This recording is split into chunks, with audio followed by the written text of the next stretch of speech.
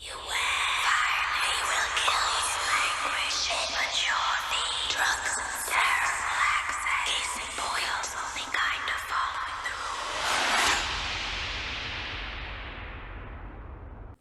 Hello, welcome to this special one-shot of Girl Scouts Glory. I'm Rachel. These are all of my lovely guests. Thank you guys for joining me. A little later on in the show, near the end, we're going to go around and say all of our handles and everything and do our plugging. But for now, let's go around, just say your name and then what character you're playing and what class they are. Let's start with Erica. Hi, I'm Erica. I'm playing Velma Dinkley, the Wizard of Divination. I think that's the skill I picked. Sage, who you playing? Hi, I'm Sage Ryan, and I am playing Daphne, an Inquisitive Rogue. And Sabrina. I'm Sabrina, and I'm going to be doing Shaggy, and he's a druid. Nice. And Dan. I'm Dan. I'm playing Fred Jones. He's a sweet Oath of Glory paladin. Of course he is. Oath of Glory. Fantastic. So this is our Mystery Inc. one-shot. However, you're not actually called Mystery Inc. here. You're called Mystery Solvers Anonymous, MSA. You have been adventuring together for a while. You're just a group of friends. You all grew up in the same town. You hopped into your carriage and you took off to go solve some mysteries. A lot of you didn't go for a higher education because you already knew what you wanted to do, and frankly, to be an adventurer, to be a mystery solver, you don't really need a higher education diploma. You just need your wits, which you all have aplenty. On this particular journey, you all found yourselves near the town of Thrice, which you've heard of before. The town was an incredibly popular resort area a long time ago, but unfortunately, a mining accident in the nearby hills destroyed any prospect of the town regaining its former glory. But it is a lovely coastal town still. There are a handful of people that still live here. There's lots of stalls as you are driving your carriage through the center streets. Lots of people hawking their wares, lots of fish, because it is fairly close to the seaside here. And you smell freshly baked bread. It's nice and sunny today. Everyone's smiling. It looks like the people around these parts are actually doing okay for themselves. You've heard lots of tales of Thrice being just laid to ruin by this mining accident, but from what you can see, the people here have made do. And they're actually doing okay. They're not thriving, but they're surviving. And sometimes that's the hardest thing to do. Hey guys. Yeah. I think we should stop for a snack. You smell that? It smells delicious. This bread, oh. You guys, I really think we should pull over and get a snack. It is important to try out the local wares of any place we visit. Sure. Seems comfortable. That sounds really interesting. You want to go to the bakery? I would assume you can probably smell your way there. Yeah. Let's go, Scoob! So our druid sets off with their giant mastiff. Are you waiting for anyone else to come with you, or are you just going on your own to get that food? We're going. They'll follow. Get that bread? Get that bread. Excellent. Yep. So Scooby jumps off the back of the carriage. And it's a beautiful carriage. You guys have painted this lovely moss green, and you've put your logo on the side, MSA. And you can find a tavern to park it in. Shaggy, off on your own, you follow the wafting smell of bread and then pastries suddenly, and other sweets. That smells amazing. It's incredible. There's cinnamon buns and cheesy bread. Hey, Scooby, you should think we should get the cheese. Yes. The dog barks and jumps around excitedly. He's very ready for some snacks. You find your way over there pretty easily. It's a beautiful building. It's hand-painted on the outside. Lots of scrolling plant sleeves. It's someone's labor of love, for sure. And in the window, you see these glass containers, these shelves that have all sorts of twisted breads and sweetbreads and olive loaves and honey cakes, all sorts of things. I mean, any kind of bread-based thing your heart desires, it is here. I'll take one of everything. All right. The shopkeep behind the bar is a little startled, but he says, yeah, okay. And he goes around and he's like, and this one? Wait, Yep. what? Oh, Yep. okay, and Yep. literally one of everything. All right. That's gonna be expensive. Oh, okay. How expensive? Well, one of everything is gonna be about 10 gold. Where's my gold?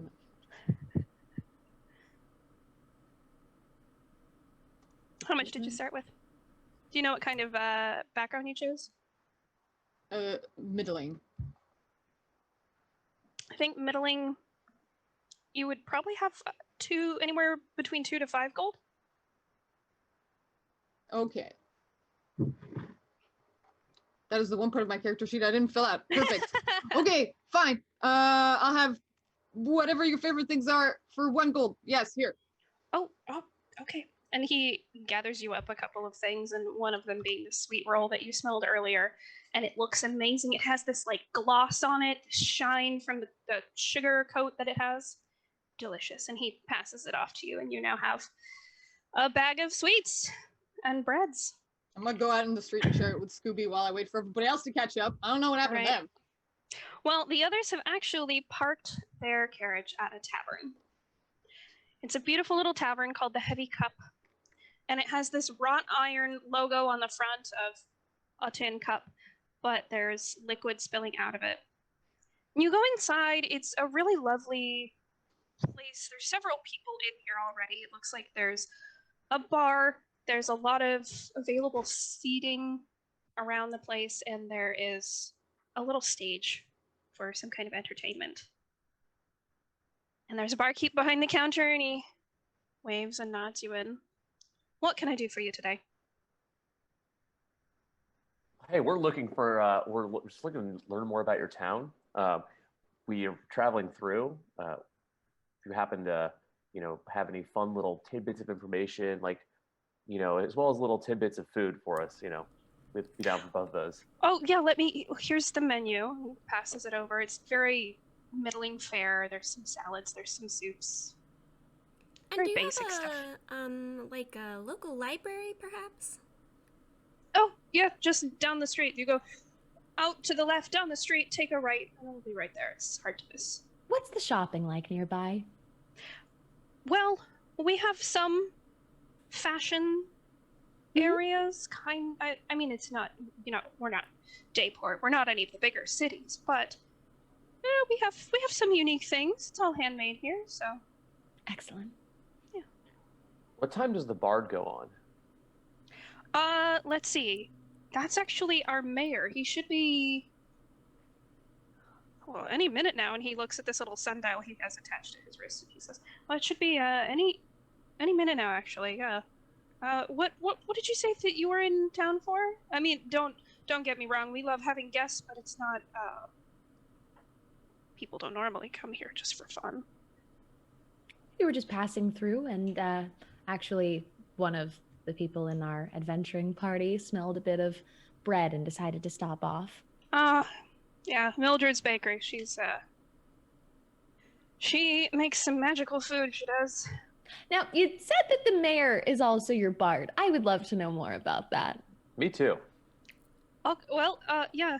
He's the mayor, and he's a bard. He just performs in the tavern, your mayor? Yeah, I mean, he's pretty good with the lute. We don't have a lot of bards here, but he's the best as far as Thrice light goes. That's really interesting. I don't think I know a lot of bards who go into politics. I think it was an accident for him. The bard part or the politics part? Both. Kind of followed in his dad's footsteps for both. His dad was pretty well known in these parts. As a politician and a bard. You could say that, yeah. Did you want anything from the menu? I'm quite all right. I'm actually going to go to the library. Sure. All right. Have fun. I'll eat here. Yeah. All right. What can I get you? A big salad. Okay. One big generic salad coming up. Exactly. When the barkeep walks away, I want to turn to the group and be like, he got kind of shifty when asking about the mayor's father. Did you notice that? He didn't seem to want to talk about him. Do we know anything about this town? Like, have we heard of the mayor's name or that? Make a history check. That's definitely not my thing. All of us or just Fred? 14. Anyone who wants to see if you remember anything about Thrice Light. I know nothing. Okay. I didn't pay attention to these sort of things. That's fair. Yeah, I rolled a 14. Okay.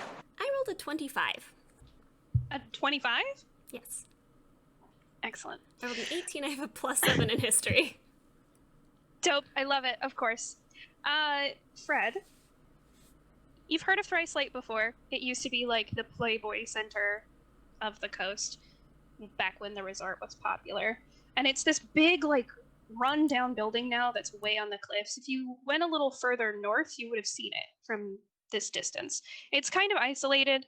It used to have some amazing parties. It was a big party place. Unfortunately, nowadays it's just kind of locked up and in disrepair. Velma, however, you have read extensively about many things, including this place. With a 25, you know that the mayor, a long time ago, presumably this mayor's father, was named Thadwell Jenkins. You aren't sure what this newer mayor's name is, his son, but you remember reading in just a local newspaper about this because on your off days you just decided to go to the library and read old newspaper articles because that's who you are. You remember reading an article about a disaster that struck the town. There was a mining collapse that took down part of the floor in the hotel, in the resort, which rendered it useless. It could not be built over because it would just cave in again and again and again. And people started to talk about the place being cursed because a lot of miners lost their lives there. So they started to section off the hotel and they tried to still get some business in, but people talked about it being haunted by the ghosts of the miners that died. So it eventually closed down. And the town lost a lot of its revenue. And I very excitedly share all of that information. So. Haunted. Yeah. Does seem Old up our Mayor alley. Jenkins. And possibly cursed. Should somebody be getting Shaggy? I feel like we've definitely left him alone for a little too long. I'll shoot him a message. Wait, did I prepare that? Yes, I did. That? It's a cantrip. Is Shaggy within 120 feet? Yeah. I'll just. I mean, presumably, I got Scooby to start looking for you once you didn't show up. I'll just shoot a message to Shaggy that says, "Hey Shag, we're at the tavern. There's food here." I'll be there. 1 second, as fast as I can. So you make it pretty quickly. You follow the smell of food again, and it'll take you anywhere. As long as there's food there, you can find your way literally any place. Hey guys, what's up?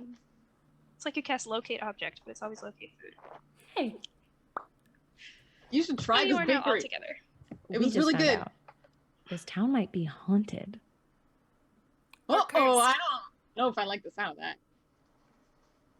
There's always something behind it that we can figure out and solve. It could be Mayor Jenkins. Already suspicious. Why would it be Mayor Jenkins? Oh, he's The also bard. the bard. Like, that's really interesting. Right? Strange combination. It's just Like, a that's really fascinating cool. place. The It's barkeep definitely- comes back. He brings the salad for Fred. Can I get you anything else? I just look at Shaggy. Yeah, I'll have a sandwich. What? Okay, what kind? Okay, so this is how I want you to make it. Okay. Okay, a slice of bread, and then a slice of lettuce, and then a slice of meat, and then a slice of bread, and then a slice of tomato, and then a slice of a different meat, and then a slice of bread, and then like 3 more meats, and then another slice of lettuce, and then a slice of bread. And then some chicken, and then mayonnaise, and then a slice of bread. Oh. Okay. Okay. Thanks. All right. I'll be back. Thanks. Oh, sure. Yeah. Okay. And he looks incredibly confused, and he goes back and disappears behind the counter again, presumably to where the kitchen is. Shaggy, you're right. You don't seem too hungry. Yeah, you I only just had had, one like- sandwich today?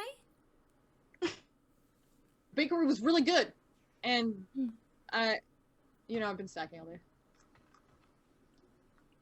That's fair. That reminds me, we need to get more snacks. Should we head over to where the bard is going on? So, actually, as you say this, there's no bard actually at the stage, but someone does walk in. Almost perfectly on cue. This young man with short blonde hair, a nervous disposition, very skinny, very tall. He's wearing these beautiful green and orange vestments of some kind. He has this little badge on him that has a ribbon on it, and you can't tell what it says from here, but he, like, looking down at his feet as if something's very concerning. He heads over to the stage, beelines immediately, and he sits down on a stool, and he pulls out this lute, and he starts to try and pluck it and tune it, but every once in a while one of the strings will snap, and he'll go, oh, shoot, dang it, no, stop doing that, I told you not to do that. And then he'll put it back in place, and he'll tie it back up, and he'll go, okay, please, ping, ah! And he goes through this process about 5 times before it finally tunes, and nothing breaks. I think they might have oversold us on how good the mayor was as a bard. Yeah, they did say he was a bard, but they didn't actually say anything about his bardic abilities. They said he was better than others in the town, which sets the bar very low. So they said They also the said that bar they- very low. Fred, please. So on the stage, this poor young man turns and looks out at the audience finally, and you can get a better look at his face. He's got this skinny, long, hooked nose, very thin lips, and his eyebrows look like they're just kind of permanently in the position of looking concerned. Like, that's just how his face is, naturally. And he says, hello, everyone. My name is Jackson. It's very nice to see all of you in the tavern today. I'm going to be playing a favorite... Okay, this is called Leadership. And he starts to play. He's a very quiet, awkward man. And he's okay. It's not terrible. It's not horribly out of tune. It's not awful, but it's not great. It's just fine. You've definitely heard bards in smaller towns that are much better than this. Wow, how did you get this job? I Should we? wonder how he is as mayor. After he's done, I'm just gonna stand up and go, He bravo! jumps as soon as you start clapping, like he's not expecting that at all. And he clutches his lute and he says, thank you. Okay, I'm gonna play another song. This one's called Forest. Thank you. And he starts again on a different song. Is the barkeep in sight? He has come back, and it seems like the kitchen is taking some time trying to get Shaggy's order right, because there were an awful lot of meats being placed on that sandwich. But he's standing behind the bar, and he's looking down at his cup as he's cleaning. He's just like, Excuse me. Pardon. oh, no. Yeah. Is that the mayor bard you were speaking of? Thadwell's boy, yeah. That's him. That's the mayor and Yeah. the bard. Okay. Yep. Yep. Okay. Yep. Mhm. Yep. Is he as good a mayor as he is a bard? Oh, no, he's a much better mayor. Okay. That's good. Yeah. Like I said, he's not terrible. He's not as good as his dad, but,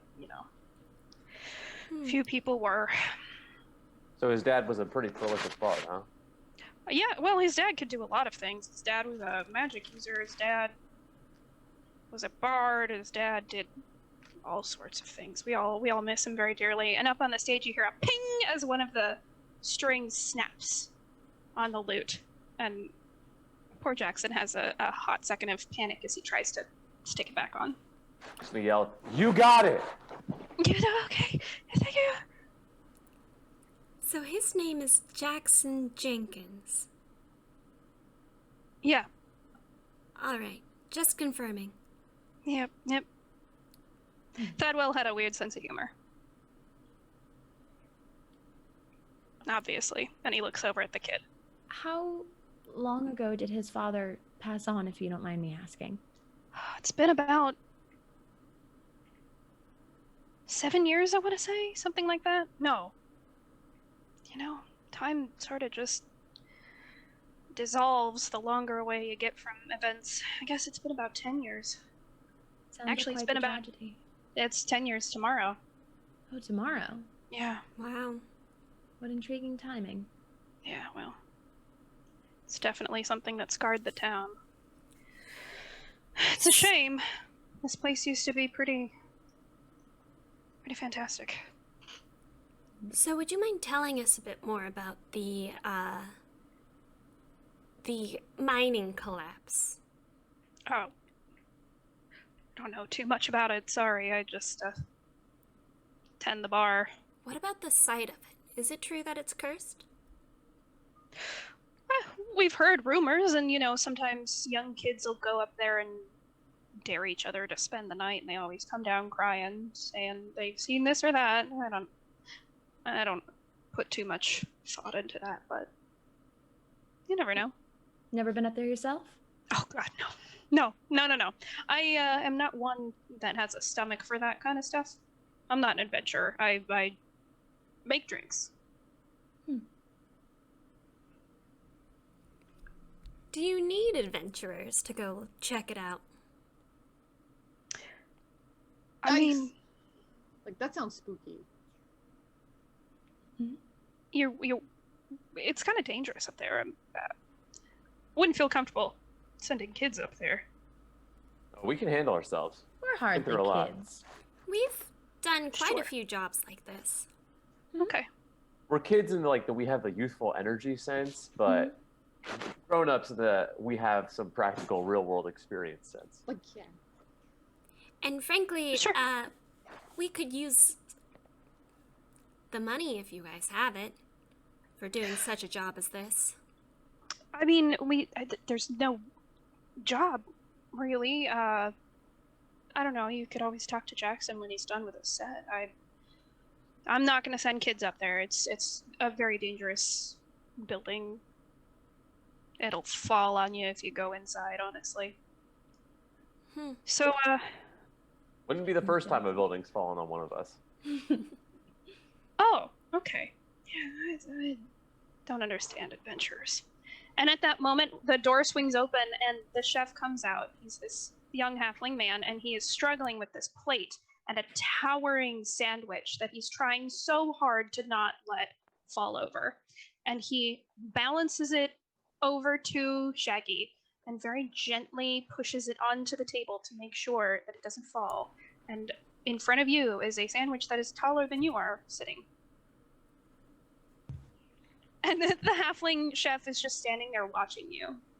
Okay, you can watch me and Scooby eat the sandwich. I'll give him just the top slice of bread, though. Let's do that.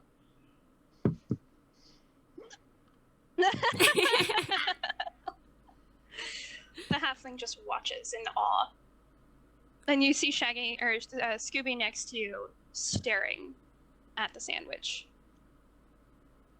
Waiting. Fascinating to watch, isn't it? Every time you look at Scooby, his tail thumps on the ground. Somebody has to have some Scooby snacks on him. Come on. He, jumps up and starts bounding around the table, this giant mastiff. So excited. All right, Scooby, come on. I got some snacks for you. He jumps and puts his paws up on the table, and then puts his chin down, and he's just staring at Daphne, waiting. Okay. Yep, I have one more on me. Very gently takes it with his teeth, and then throws it in the air and swallows it whole. Chewing might help. He burps. He never does. Yeah, I'm surprised how well Shaggy's holding up considering how little he chews. True. I feel like got a whole different makeup than we do, honestly. That makes sense. Is the bard still playing? Oddly enough, as you think that, he gets through about 2 more songs that are short and bizarre. You think maybe he wrote these himself? He stands up and takes an awkward, fast bow. Just a... And he says, thank you for your time, Jackson. And he darts over to the bar to get a drink, and the bartender already has something for him. He drops a little tablet into some water, and it fizzles up to the top, and he starts just chugging it. Excuse me, Mr. Jenkins? Yeah, yep, mm-hmm, yeah. You're the mayor here as well, right? Yeah. My friends and I, we really enjoyed your set. You did? Mm-hmm. Oh, okay. Thank you. Thanks. Did you write those nudge songs Fred. yourself? Yeah, look, I always love seeing an artist who is able to do his own work. You know, I'm into that kind of thing myself a little bit, but, you know, it's great seeing a professional. Okay. Yep. We've heard that you might need some help with your town. I know that you don't get many visitors, and we happen to be passing through, and we think we might be able to help you get more visitors if your town was less spooky. Are you like a circus? No. No. Oh. Why'd she ask that? Are you entertainers? Is that how you're gonna get more business? We're I mean, I talking am, but about that's beside the point. potentially removing the curse or the haunts that You you see have. him stiffen up. His whole entire body becomes tense when you mention the curse, and he says, "No, no,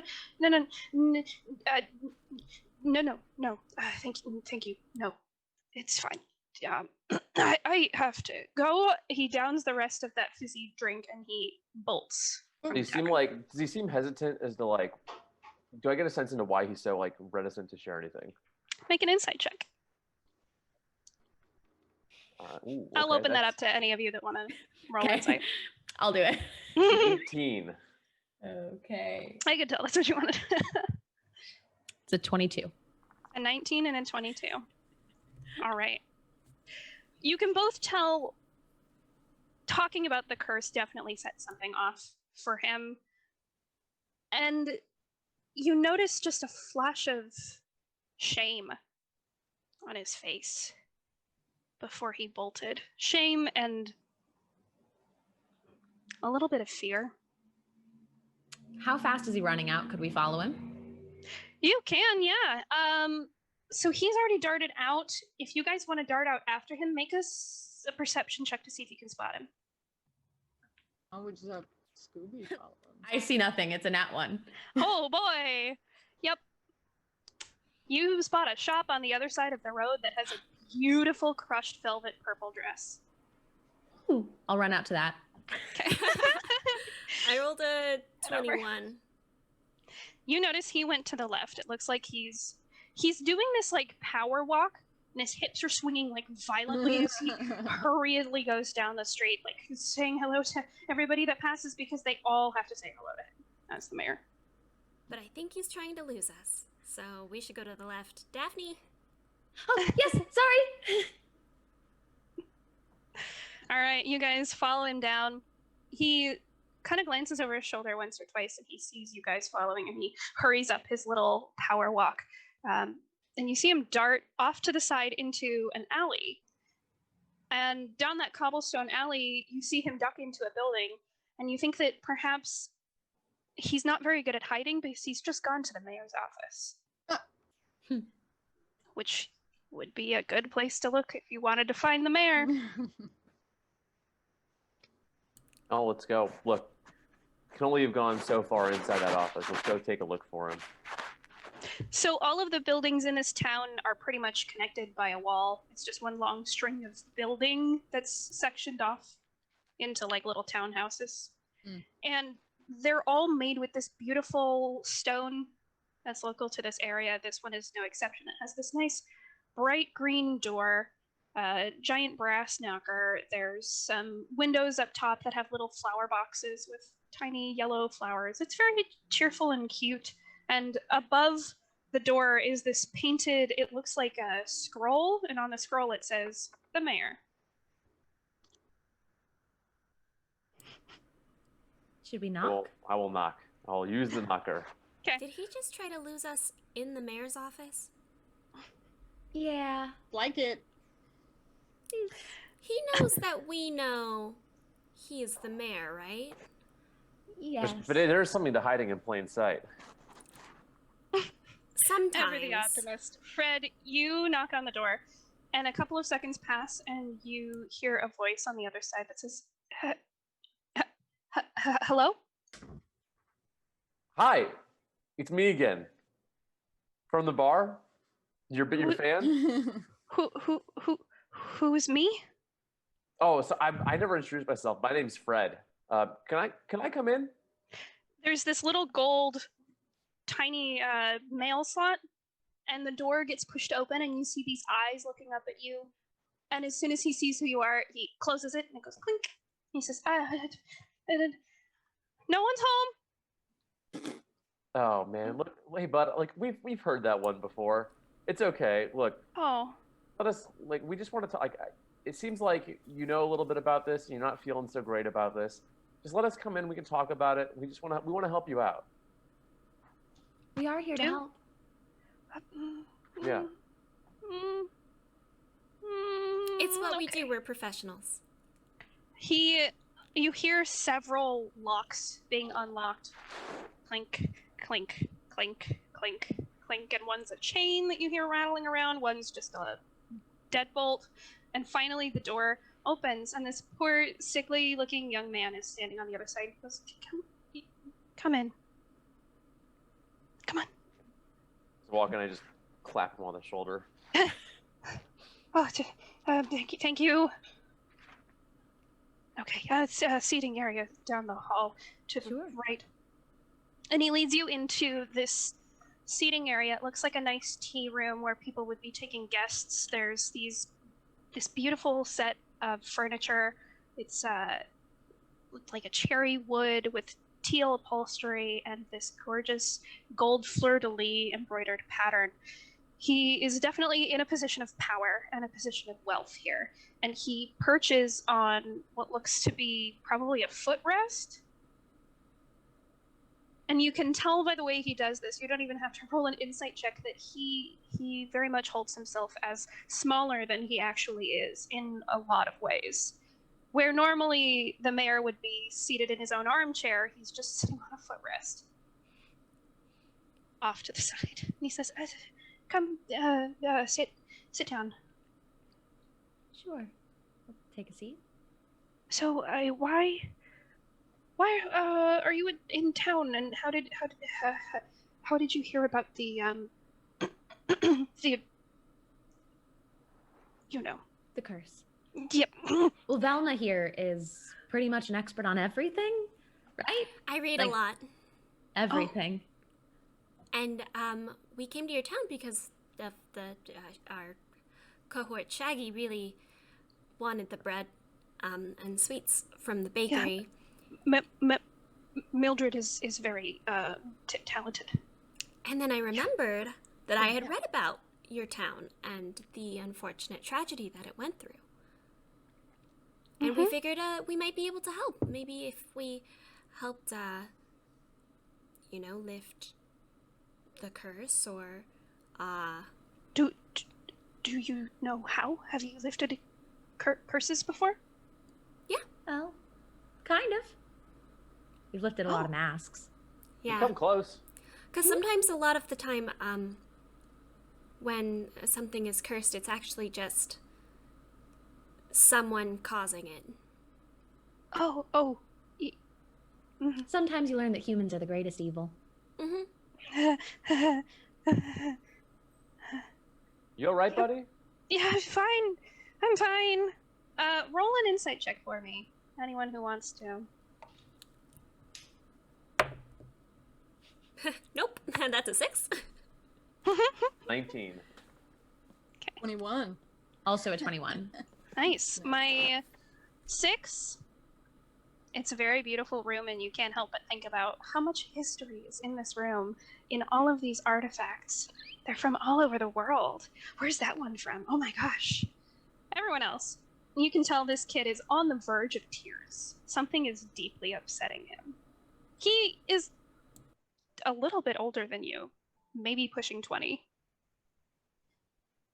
Yep. Mm-hmm. I'm doing some math here. Am I doing this math correctly? He took over 10 years ago, and he's like 20 now. Yep. Baby mare. Hey kid, how come you're mayor? Hey, I'm Well- just gonna say, hey, it's okay. Do you mind if I do something to help you? Like, What? I just want to cast a little spell. What So spell? What spell? It's just gonna make you feel a little better. What is it? I just put out my hand. He puts one skinny little hand in yours. I'll cast Okay. heroism on him. Oh, So, okay. a willing creature I touch is imbued with bravery. Until Okay. the spell ends, they're immune to being frightened. Also gain temporary hit points, but just trying to make him Alright. feel a little stronger and more empowered, you know? Okay. You notice he sits up just a little bit straighter, and he smiles and he says, "Thank you. I feel better. Mm. Thanks." Great. Well, so we have 1 minute of this. So what do you know about all this? Well, you don't know how the last mayor left his title, do you? No? He disappeared the day that the mines got destroyed, and I was 9 and a half, and my mom helped me for a long time. She's here somewhere, I think. She should be. Until I turned 18, and then I was mayor on my own, and I think I've been doing okay. My dad used to go to the mines because as a mayor you have to understand the people that you help and the people you look after. So my dad used to go to the mines to work alongside them for a couple of days to see what conditions were like and if they needed anything from personal experience. He very much believed in that.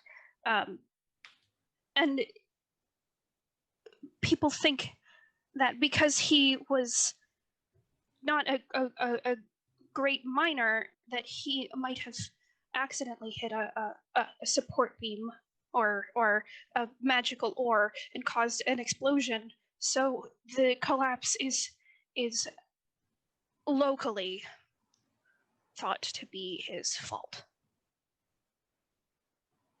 Now, you say he disappeared.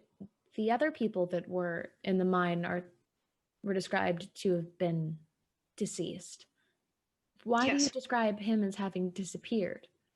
Well, he would normally tell us if he was going to the mines, and that day he didn't. He just said that he was going up to the resort because there was someone visiting that he wanted to say hello to. I don't know. So we don't know for sure that he was in the mines. Were there any survivors of the mining accident? Not that I know of.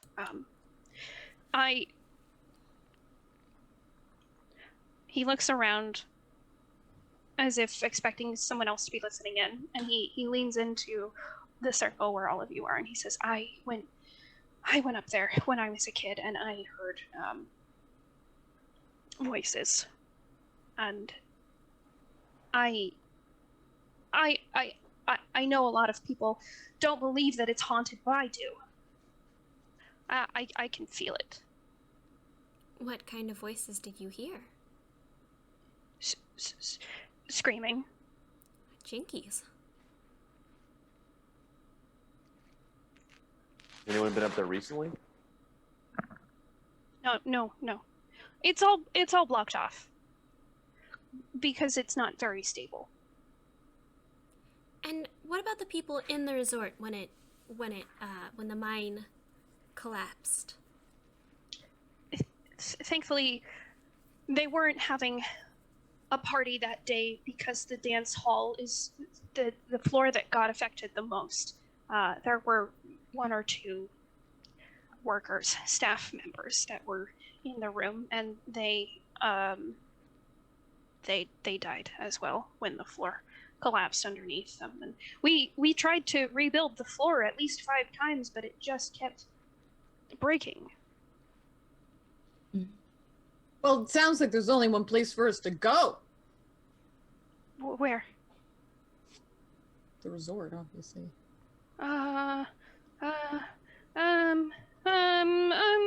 Okay. Okay. You're planning to go? Yeah, we have to go check it out. Okay. Okay. I'm going to come with you.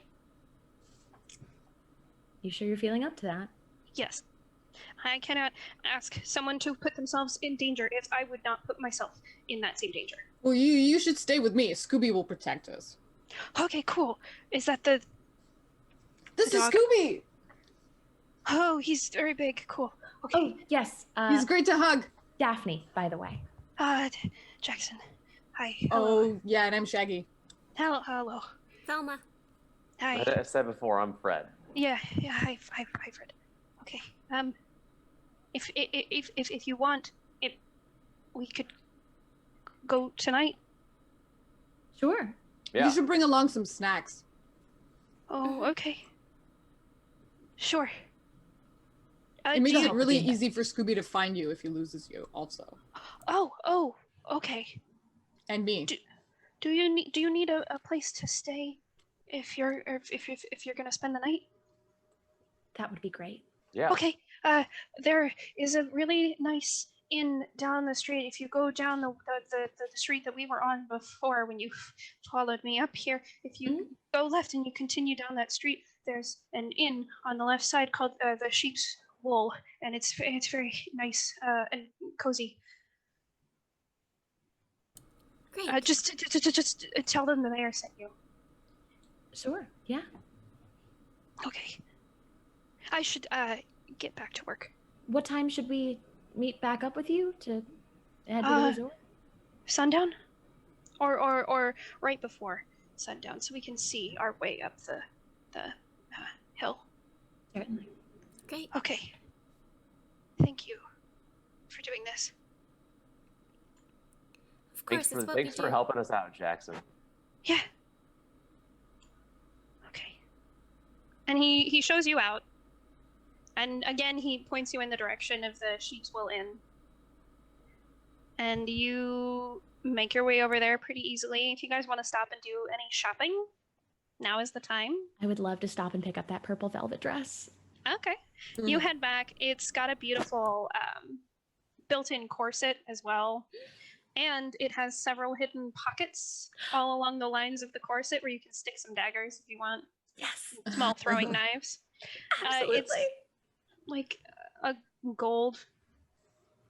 Yes, that is perfectly fine. The person who is like working at the shop, can I just peek in and be like, hey, by the way, while I'm checking out here, what do you know about the resort up at the top of town? It's this older woman who's sitting at her sewing machine, and she's making some other dress out of this like gaudy pink taffeta.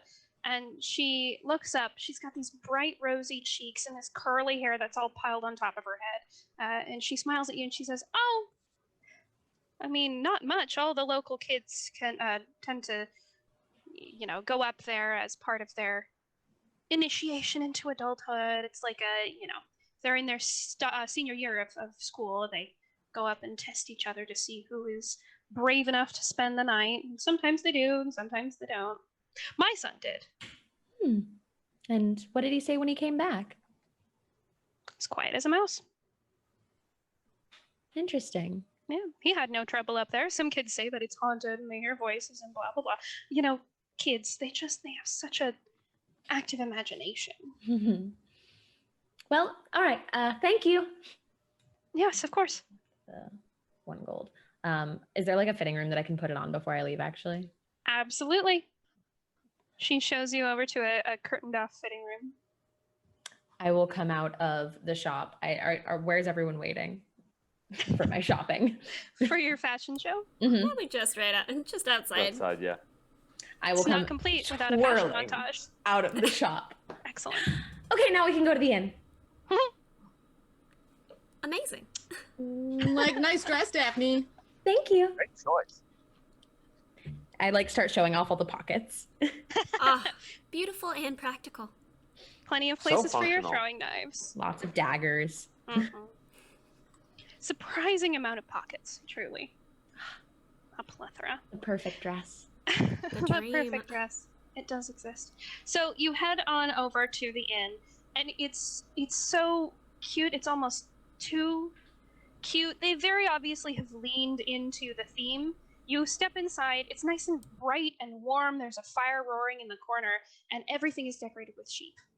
There are little sheep chachi statues. There are glasses shaped like sheep. There are colored wool seats on all of the bar stools. There's like sheep patterned aprons and sheep patterned tea cloths. And the woman behind the counter waves you over and she says, "Oh, hello. Oh, can I help you?" Jeepers, that's a lot of sheep. Sheepers. The mayor sent us. We're just gonna be staying the night. Oh, yeah. Oh, well, if the mayor sent you, then of course I can give you my best rooms. Do you want to be split up? Or how many rooms do you want? I think 2 should be fine. 2? All right, I'll get you 2. Now, hang on just a moment. She turns around to this key holder that's on the wall, and she pulls 2 off. And one has this little keychain that is a goat. One has a little keychain that is a chicken. And she passes them over to you, and she says, "Just up the stairs. You'll see there's a painting on each of the doors that has these animals on it, and that'll tell you which is your room." Right. Can I get anything sent up for you? Any drinks or anything? A hot cocoa. Ooh. Yeah, do you have any snacks? Great. Yeah, we have lots of. I make my own chips. Ooh. Nice. Yeah. Yeah, can we have some of those? Okay, sure. A hot cocoa would be great. Yes. Anything else for you too? I'll also do a cocoa. Okay. Some good water. Oh, all right. Sure. Okay. You hurry on up to your rooms, and I'll get those sent up. The bellboy will be up in just a minute. Thank you. So you can head up to your rooms, and you open up the door with this crude but kind of precious hand-painted chicken or the goat, whichever. And when you enter the room, they're all very much themed like the animal as well. They lean into a theme here. And eventually you hear a knock on your door and you open it up. And there's this little goblin standing there, and he has this little bellhop hat on. And just like plain goblin loincloth, but the hat itself is pristine, not a speck of dust. And he's holding up this tray and he says, "Is it for you? Oh, thank you. It's hot cocos. To Velma. Thank you. Okay, I gotta take this to the other room, okay." And he goes over to the other room and he knocks on the door. "Hello? Whoa.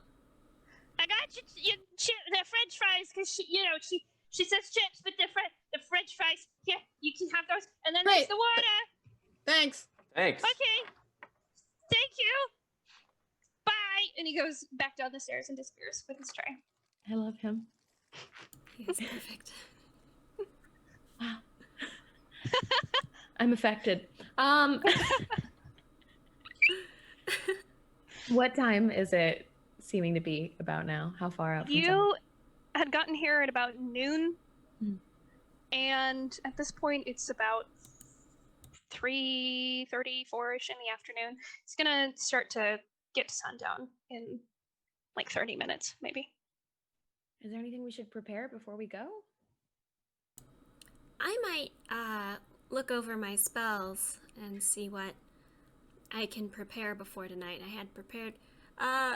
Quick question: Is preparing spells once per day? Like, is it once per long rest? I believe so. Yeah. Yeah. Okay. I'm just gonna be filling my pockets with daggers and like various beauty products. Of course. I'm just taking I'm notes gonna on all fill the my little pockets with specifics. food. The French You're fries are taking- really good. Nice. Still hot. Mm-hmm. Just the right amount of salt. Oh, now I want French fries. Me Mhm. too. Oh, some Want one of French these fries. fried? Just one though. No, you don't. Okay, I'll eat it. You see Scooby is just sitting next to you, I'm feeding staring. him some. Every time you feed him one, he's sitting on the ground and his big old tail just right on the ground. He's very excited. I know better to get between you and Scooby and those fries. You have been accidentally bitten once. You put your hand in the wrong place. You're reaching yeah. for food as Scooby was going in. I'm just gonna go freshen up and powder my nose, and while I'm powdering, I'll just look back to Velma and go, "What do you think Fred's doing?" Probably. I don't know. What does Fred usually do in his spare time? Push-ups? Probably. Hopefully he's not trying to take food from Shaggy or Scooby again. Oh, that was unfortunate last time. Yeah. He couldn't do pull-ups for like a week because of his hand. He complained about it a lot. Yeah. I hope for all of our sakes he didn't get between them and food again. Maybe we should check on them. If you really want to. I'm Go just over and gonna, knock. look at her book and then like look at the door. Like look at her book and look at the door. Oh, And just like Hey. settle in. hey Daphne. Just checking in. It's almost time to go. And what are you up to? No, I've just been push-ups and taking notes on the specifics of the area. You know, a lot of cool reference material here too. Cool. Okay, goodbye. I'm gonna run back to my room. Like, okay, bye, Daphne. Bye. I was here too. How are they Alright. doing? Push-ups. Um, Taking notes. that's good. He's taking notes. Yeah, I'm sure it'll be very helpful. About time to go? It is about time for you to head out. I've got all of my daggers hidden in various secret dress pockets. I hope you have some Scooby snacks in a couple of those. Always. You see Scooby's ears perk up. I know for both of us. Like, Yes. Yes. Tragically. all right. So Humble. That's okay with me. you head on back to the mayor's house, I'm assuming? Yes. Okay. You knock on the door with that brass knocker, and there's a moment that is almost too long where you're like, were we supposed to meet him somewhere else? When finally he opens the door and he looks incredibly excited. He has this like red scarf tied around his neck and he has robes on and he's holding a staff now and he has a little backpack. And he's like, hi, you ready to go? Yes. Cool. Certainly. Okay. I haven't really adventured a lot. I'm really excited. Okay, cool. You have a staff. Are you a magic user of any kind? Oh, I dabble a little bit. My dad really wanted me to be a bard like him, but I'm not really good at it. But I'm good at other things, so, you know. I'm sure you bring a lot of people in the town joy. Thanks. I try. Let's go. I'm ready. All Let's right. go. Okay. Lead the way. Well, Okay, after cool. you. So, little Jackson takes you down the main street, and you see all these shops closing down, and people are waving to him. People seem very fond of him here. They're always smiling. There's not really anyone that's like, fuck the mayor. They're all very happy to see him. It's a very, very quaint town. It may not be, the life of the party like it was in previous years, but it's still a happy place. And he takes you not only through the town, but off through the other side of town, where houses start to get less and less and fewer between. And eventually you go from this cobblestone street to just a dirt path. And here, there aren't a lot of trees. There are some shrubs, but it's all kind of salty sea air, so not a lot grows here. But from here, up on the hill in the setting sunlight, you can most definitely see this massive resort. This is a building that at one point was truly magnificent. It's huge. It has, Velma, you remember reading this, over 200 rooms. And each room used to be packed every weekend. There were massive parties. People in the town would be able to hear music coming down. The lights were always on. You also know the town used to be much larger. But you notice as you look back over your shoulder at the town in the setting sunlight, you see some of these houses on the outer sides of the town look abandoned. There are no lights, and you don't remember seeing any people go out. So part of this town is actually a ghost town. It's much larger than you had thought it was.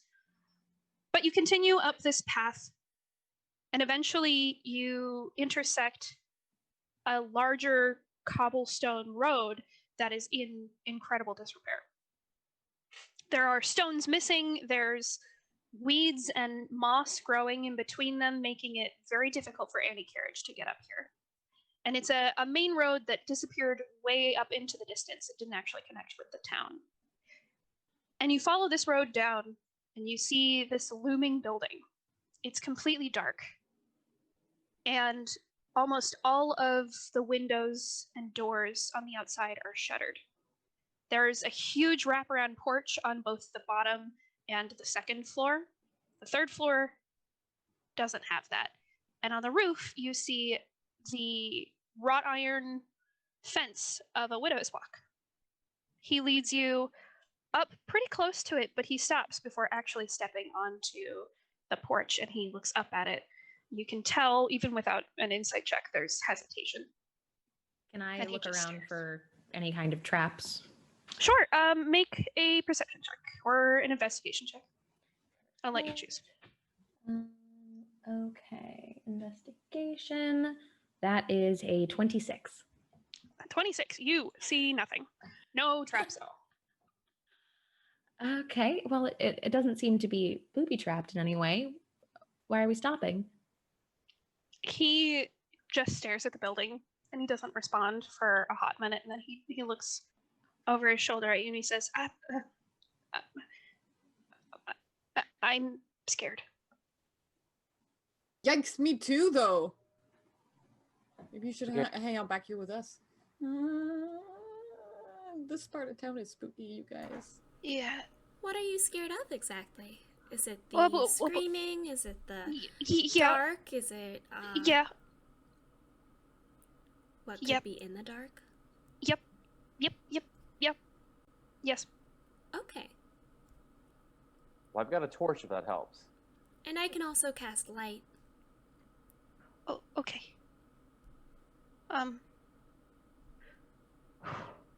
Okay. And from one of his pockets, he pulls out this big gold key. And it looks pretty tarnished. Like it hasn't been polished in a while. And he steps up onto the porch, and as you watch him, he's like leaning his weight on one foot before he fully commits to it, and then he does the same thing with the next, and you can tell he's looking for like loose boards or something that's gonna break under his weight. And he finally makes it to the front door, turns around, gives y'all a thumbs up, and he opens this gigantic front door. And it looks like there used to be glass in some of these panels, but it's been broken out and it's all boarded up. And he swings open the door and looks inside, and this shiver goes over his entire body. Did someone want to go first, or? Oh yeah. Tell you what, but I think that what the first thing we need to do is split up and look for clues. Oh, okay. We can cover more ground separately. Sure. Okay. Yeah, well, Scooby and I are gonna stay with him. Who? Me? Yeah. Okay. All right. We can check out the kitchens, I guess, or stuff on the right side of the bottom floor. The left side is where the floor. I think we should check out the kitchen. I think you're right. We should check out the kitchen. Yeah. I think they can. You guys got that room with the floor, right? Yeah. Well, there's also the second and the third floor. But also just a reminder, Shaggy, food that's really old might make you sick. Yeah, but what if I find like cans? That'll be fine. Maybe. Yeah. Just be careful with what you eat. Okay. I'm gonna take out and toss a Scooby snack to each of them, just as like a holdover out of my pocket. Scooby jumps up and catches it midair. What about Shaggy? He jumps up and catches it there. Nice. Exactly the same body language. Mm-hmm. Now be careful. So the three of us go upstairs then? Yeah. Oh, okay. Holler if you need anything. Sure. Do you want to take one of my torches? Yes, please. All right, I'll light the torch and hand it to him. Thank you. Oh, and Velma does a cool trick where she can talk to you while we're upstairs. Yeah, I can send you a little message. I can do that too. That's Great. pretty cool. Okay. Perfect. All right. Be safe. You too. Okay. And as we split the party, we're gonna take a real quick break.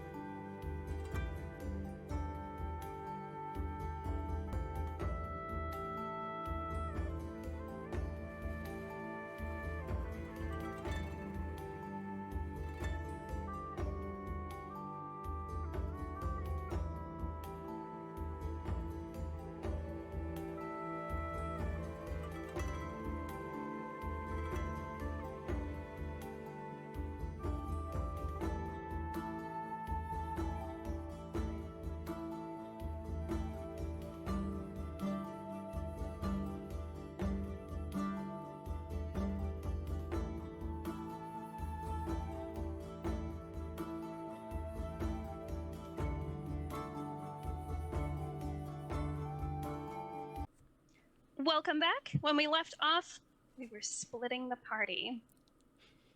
So Jackson, Shaggy, and Scooby are looking around downstairs.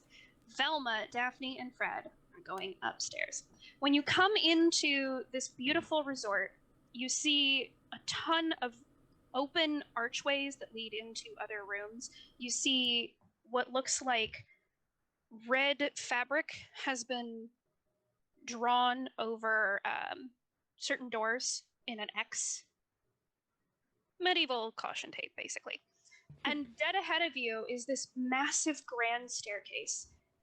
And it curves up to the second floor and opens up. And there's this landing on the second floor where there is a fence. There's railing that you can look down into the center grand entrance from.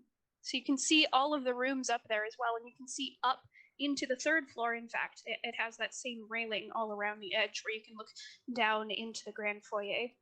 You see on your right, there are several desks where there would have been bellhops waiting for people to come and check in to pass off keys. And it looks like the key racks are missing a handful. People have probably come here to try and loot. But Daphne, Velma, and Fred, you can head upstairs. In the meantime, Shaggy, Jackson, and Scooby are going to head around downstairs. Shaggy, where are you going to go first? Because Jackson is definitely following your lead.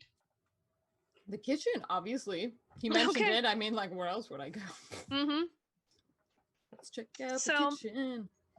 You start opening doors and going around, and eventually you find you've come into the grand hall where they have their, continental breakfast and whatever. And it's on the far side of the right of the building, and this entire wall is it was glass, like an observatory wall. Beautiful wrought iron sectioning diamond shapes where you could sit and enjoy breakfast in the sun. It was opulent at one point. Now, almost all of the glass is shattered and broken. And it looks like vines have started to climb in from some of the open window pieces. Joinks, you better be careful walking around, Scoob. I think there's broken glass everywhere. You see Scooby go up onto tiptoes and walk around, because it's a cartoon, of course. And Jackson crunches across the floor and he opens up one of these two double doors. He says, "Oh, I found the kitchen, I think." And inside you see a massive kitchen. There are a bunch of cabinets. There are old school ice boxes. There are massive brick ovens. One that looks like it's specifically for pizza. Well, I think we better do our job and look in everything. Okay. Do you think there's going to be something in here? You never know. Sure. Yeah, you never know. Oh, okay. I'll start looking. I need you to roll an investigation check. We'll 12. See what you find. With a 12, you don't really see a lot of food. You find one or two cans of like preserved peaches or something, but you don't find a lot. What you do find is the remnants of food that is 10 years old. There's a lot of, you open like one cabinet covered in mold, just lousy. There are a couple cockroaches that scatter as soon as you open the door. Well, Scoob, I guess Velma was right. We should get these cans open though. Unfortunately, poor little Jackson does not find anything either. He opens up a door and a bat comes flying out and he shrieks and cowers. Oh, what was that? He's like curled up in a ball underneath one of the like center island tables. He just disappeared. Scooby, what happened to Jackson? The dog barks. As if to say, I don't know. Where are you, man? I'm gonna start looking for Jackson. Make an investigation check. 6. You don't see him anywhere. This kid disappeared, man. What else, Scooby? What do we do? The dog barks again. Okay, well, that's a great idea, but maybe we should find Velma and Daphne and Fred instead. If we can't find barks. Jackson. Yeah. I think that's a great idea, Scooby. Come on, let's go. All right, you disappear. At the same time, Velma, Daphne, and Fred, you are going up that main grand staircase. you can tell at one point this place was just beautiful. There are faint remnants of the glory that this place once had. It must have been incredible staying here back when it was in its prime. However, now everything is pretty decrepit and rotten. And in fact, I need you all to make a dex saving throw. Saving throw? Mm-hmm. Okay. Is this a trap? 19. It is not a trap. 24. 24. Up the stairs. Velma, what was yours? 19. 19. Okay, Fred? 4. Awesome. Fred, no. Okay. Both of the girls head on up the stairs. You're bringing up the rear, making sure, no spooky guys are gonna run up behind you. And you put your foot down on a stair. And there's this loud cracking sound as your foot goes through it. And in fact, the stair above that cracks as well. And it sends this whole thin crack, this fracture hair going all the way up the top of the staircase on that side. Your foot is now stuck. But you notice there's nothing underneath. This staircase is completely hollow. Okay, 1. Ow. Fred, are you okay? Yeah, I'm okay. But look at this. The staircase is hollow. Y'all hear a bark. Scooby's in trouble. Brian, how did you get down there? Wait, but don't come up the stairs! Scooby comes bounding up and is oddly light enough that it doesn't break underneath him. He stands there. Oh yeah, he rolled a nat 20 on his save. He's fine. He stands there staring at you, Fred, and leans forward and licks a line up the side of your face. Hey, Scoop, good to see you too. Tell you what, I pull out a crowbar from my pack, and I say, Scoop, I'm gonna need your help real quick, okay? Be really careful. I'm gonna put the crowbar in between the crack. Say, just put a little bit of pressure on there so I can get my foot out, but not so much that we all fall through. He doesn't quite understand you. He sees this crowbar, and he knows the high five trick. And you can tell by looking at his eyes, this dog is going, high five, high five, high five, high five, high five. And he slams his paw into this crowbar, and it splits that fracture hairline even further. And Fred, you are now down into the shoulder. You've fallen into the crack, and it has almost half of your body stuck. Can I? Okay. 1, ouch again. We have to help. Fred, you know you could have asked one of us humans to do that. Yeah, but Scooby was right there. The dog licks your face again. Like, did I do a good job? I did a good job. It's a good high five. Can I see down into the empty hollow stairway or stairwell or whatever is beneath? Do you have dark vision? No. It's dark.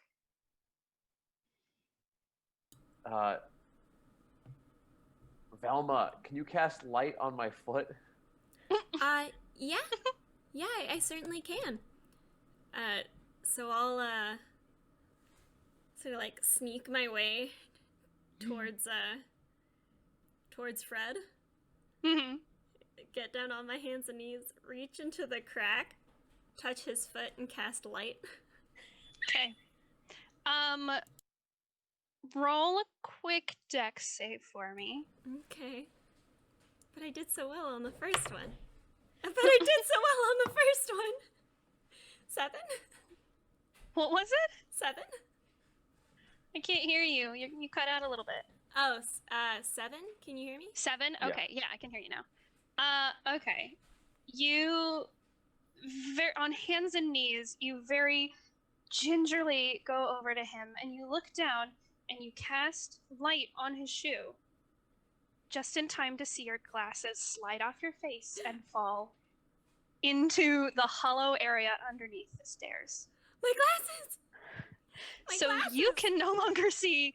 However, Fred, you can see down into this area, and oddly enough, you see tile. Like there's a floor down there. A fully made floor underneath a hollow staircase. How far down? Is it like just continuing from the ground floor? Yeah, it's like a 10-foot drop, maybe. 10-foot drop. Okay. Yeah. It's not gonna feel good. Fred? Do you see my glasses? Yeah, I see him down there. I'm gonna try and lower myself down carefully. Okay, make a strength check for me. Are you sure, friend? There might be another way in. I'm already most of the way in. I might as well get all the way in. Well, once he gets down there, maybe he'll be able to look for a door and let the rest of us in. It's a 10. That's smart, Daphne. Okay, Like, I think you're right. you're halfway in right now. Your right leg and your right shoulder are just submerged, and you lift your left leg and you like very clumsily get it underneath you and on the other side of this hole, and you're holding on with one arm on the top and the other arm or the other hand is like holding on next to your head, and you try and like lower yourself down. It's like doing a pull-up, but your fingers slip and there's a crack as this staircase gives underneath you and you fall. However, you don't take any damage because you managed to get your leg on the other side. There's a little bit less of a fall for your center of gravity. So you are now here in the dark with one glowing foot.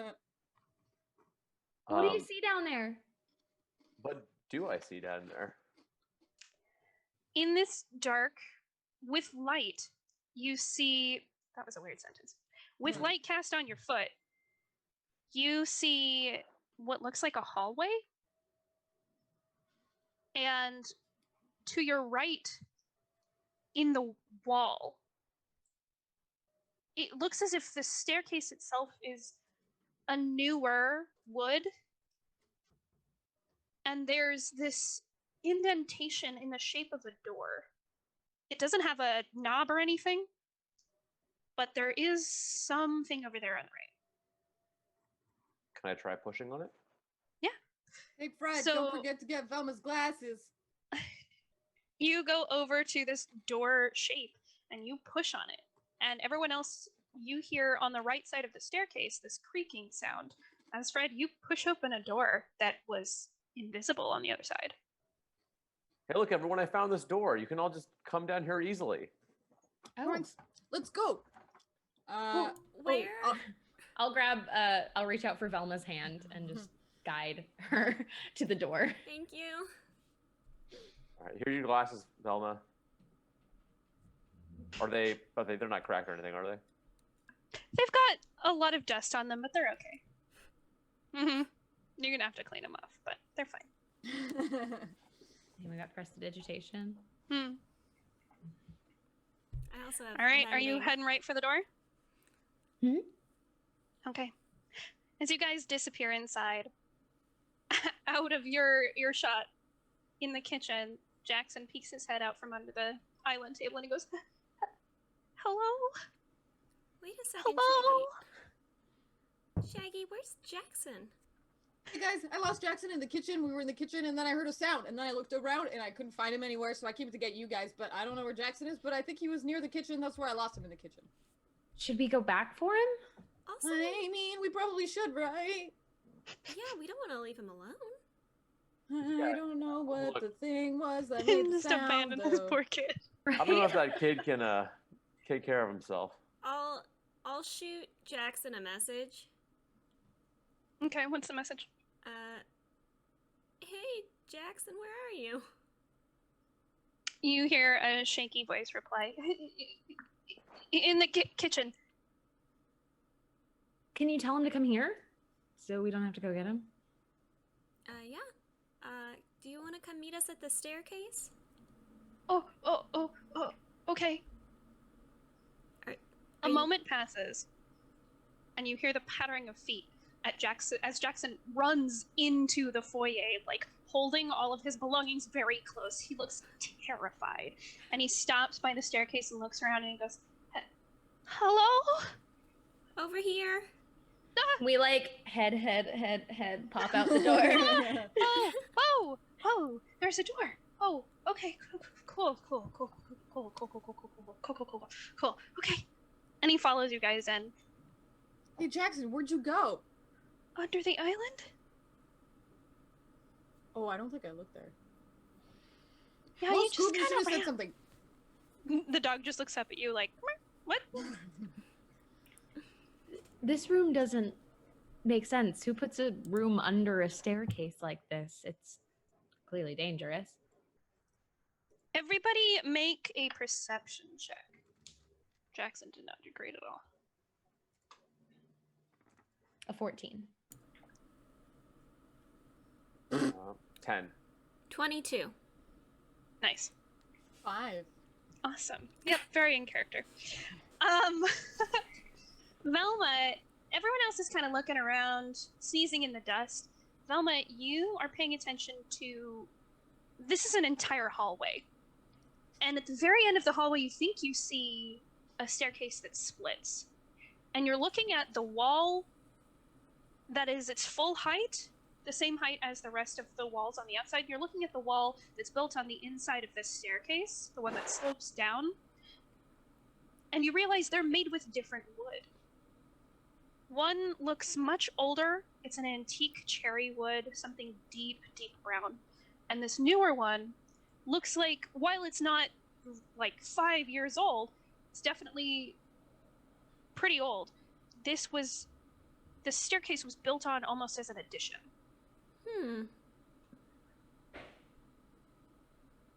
Okay. The staircase is newer than the rest of the house. Or building. Can you tell how much newer? Like, do you think it was built after the... I don't know. I don't think it's that new. Okay. But that could mean that there's something behind it, or under it, or,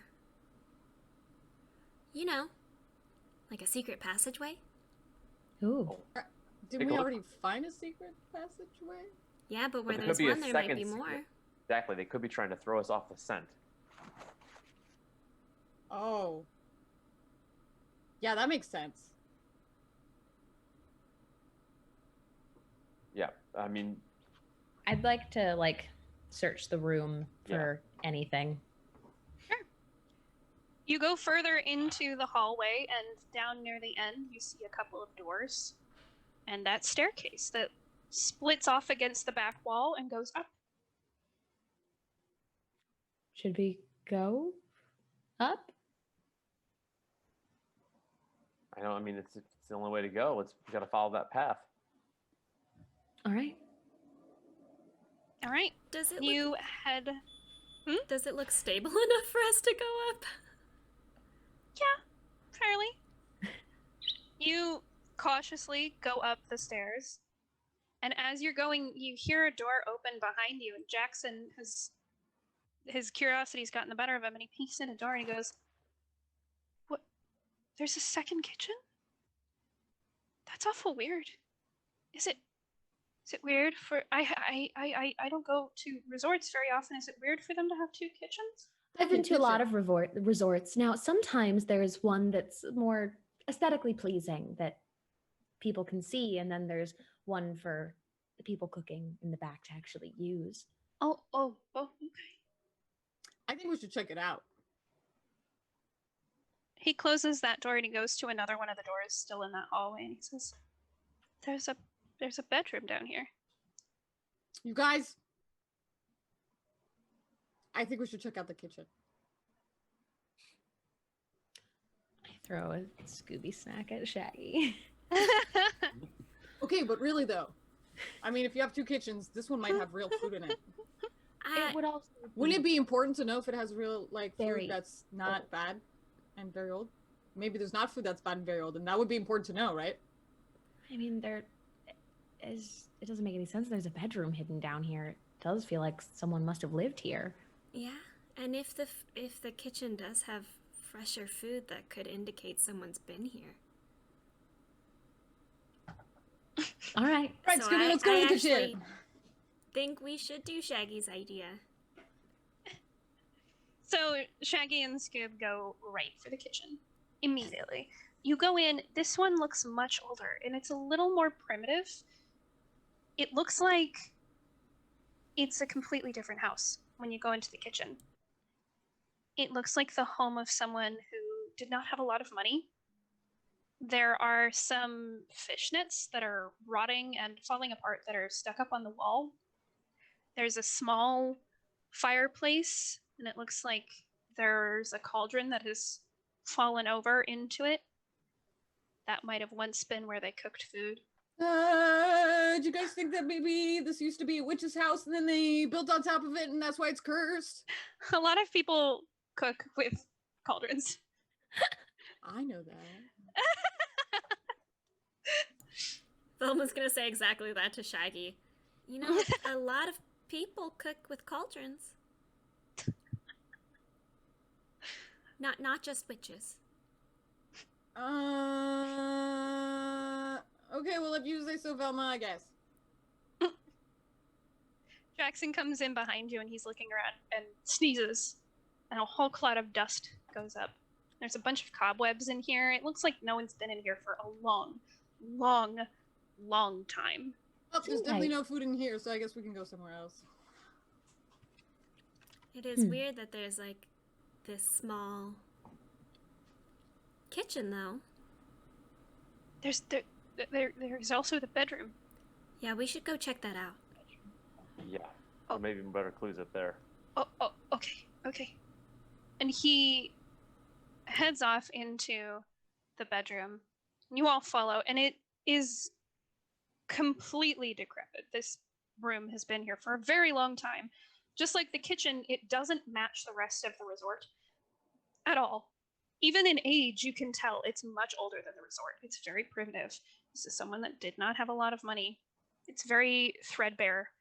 There's like a armchair. One of the legs is snapped from age, and it's sort of tilted off to the side, and the cushion has started to rot away, and you see rotten hay spilling out of it. There was a dresser, and all of the drawers are open and empty. There was a bed, and it looks like it was just a pile of hay and a blanket and a pillow, but it's also rotten and it smells damp and moldy. Yuck. You do see Jackson stops and he's staring at a picture on the wall, and it's coated in this film of grime, and he takes his sleeve and he cleans off the glass, and underneath you see a painting of an older couple and their son, and he stares at it. I need you all to make an insight check. 18. 19. 17. 10. Okay. Velma, you're preoccupied because this is fascinating, the idea that there's this much older building here. Is this like a relic? What is this? Is it an architectural wonder? I love a Everyone mystery. Everyone else, you are watching Jackson because he's just frozen in place, and you see a couple of emotions cross his face. One is recognition. Do you know the people in that painting?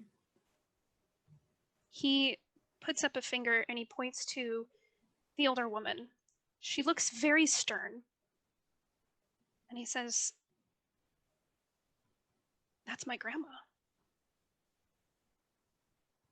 Is your grandma still with us? No, she died when my dad was young. They had him when they were older. They said he was kind of a miracle child because they weren't supposed to be able to have kids at that age, and they always wanted one. And they were blessed with him. So that's your dad then, right? Yeah, I think so. It's a very young kid. And the age difference is stark between the parents and the child. This is like a 5-year-old child, and the parents are near their 50s, near the end of their 50s.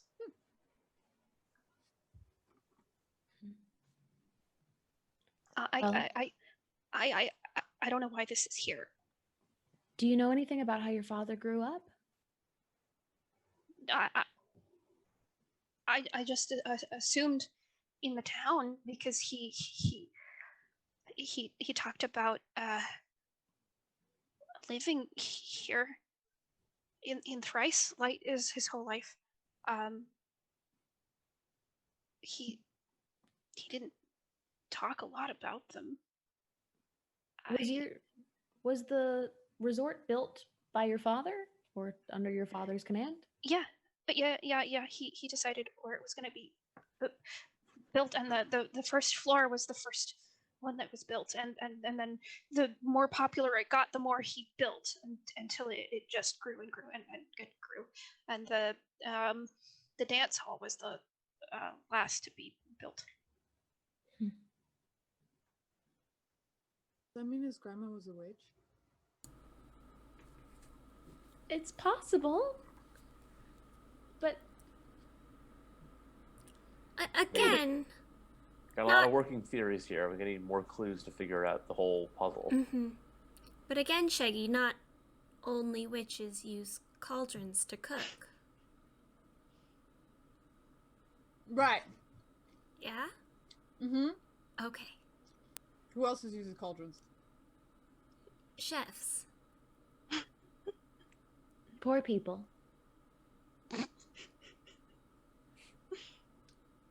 Just for more soup for everyone. Mm-hmm. Okay, that makes sense. More soup. Yep. Do you think that maybe your grandmother was sort of, maybe her spirit was restless with the additions to the house? A look of shock passes his face, and he goes, "Oh, I hope not. Oh, what if she's the ghost? Oh my god, that's gonna be so awkward." Would be uncomfortable. Just a theory, but I suggest we keep exploring. Mm-hmm. Were there any other doors, or was it just the kitchen and the bedroom? Just those two.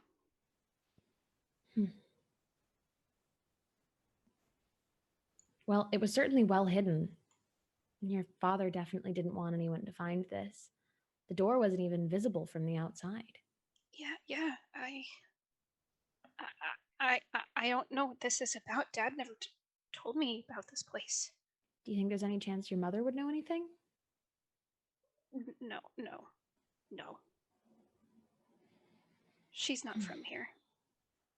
Okay. Hello?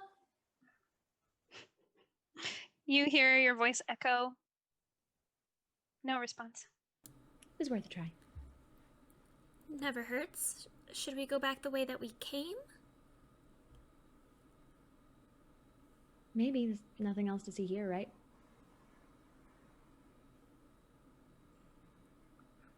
Yeah, might as well. Yeah. Okay. Whatever you guys say, I'm in.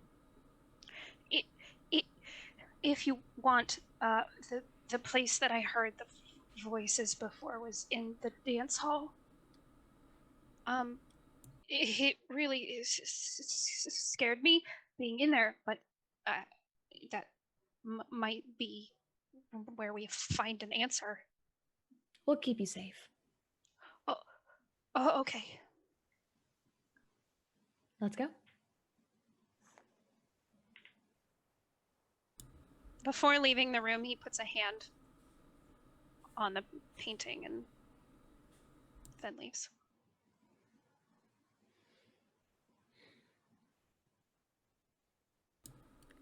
Jackson, we could probably come back for that later if you want it. Maybe. I'll think about it. I can take you to the dance hall. Thank you. And he takes you out into the grand foyer and across the beautiful wooden parquet floor and to that door that has the red fabric in a cross over it. He tugs them both down from where they've been nailed into the windowsill, and he creaks open one of the giant double doors. Inside, you see just darkness, and he says, "Be careful. Just go around the edges because the center is where the collapse was." And he enters. Like flatten up against the wall and try and scoot in. All right. Once you enter this room with Fred's glowing foot, you see a beautiful domed ceiling. It's a huge, long dance hall. It looks like the floor had once been lacquered and shiny. There's a big chandelier that's just in chunks that's hanging from the ceiling. It used to be magnificent. The walls have this beautiful high wood pattern and what once was magnificent wallpaper going all the way up. It was prime in its heyday. And now it's just ripped to shreds. I bet there were incredible parties here. Yeah, my dad met my mom at one. Imagine the buffets. Yeah, there were at least 5 chefs that worked here at all times. Wow. Yeah, there was some really good food. The architecture is also just impeccable. Mm-hmm. It took a lot of really good builders some time to create this place, but the dance hall was Dad's favorite. I'd like to check for like faulty boards or any kind of traps around the parameter. Yeah, make an investigation check. That is 26. 26. It's like Nice. the one thing I'm good at. You don't find any traps. You do find some faulty boards, and you tell people where to step and where not to step. So you all pretty much avoid any accidental spillage into this deep pit in the center of the room. You can see some beams sticking out of it. It almost looks like an explosion. Like it was blown up. There are splintered bits of wood that are curved up from the center.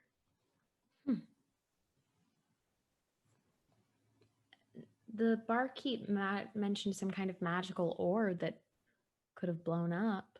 Yeah, it's used to make some magical items, but it can explode sometimes if you mine it incorrectly.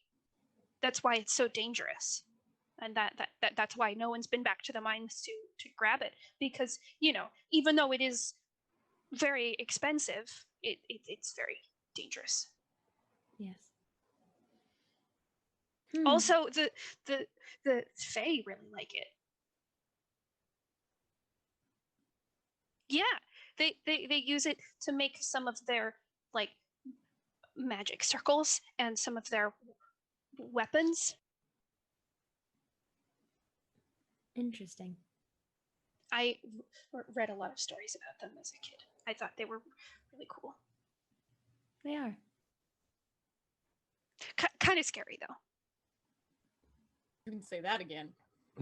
Most things that are really cool are also kind of scary. Yeah. Mm-hmm. Yeah, they are. But that also means the things that are here that are scary are kind of cool. Speaking of scary, do you hear that? What? Hear what? And you listen and you don't hear anything. And Scooby, you hear anything? He edges gently over to the very rim of this collapsed floor, and he looks down and he says, I hear a voice. What does it sound like? Down there. I don't know. It's echoing. Hello?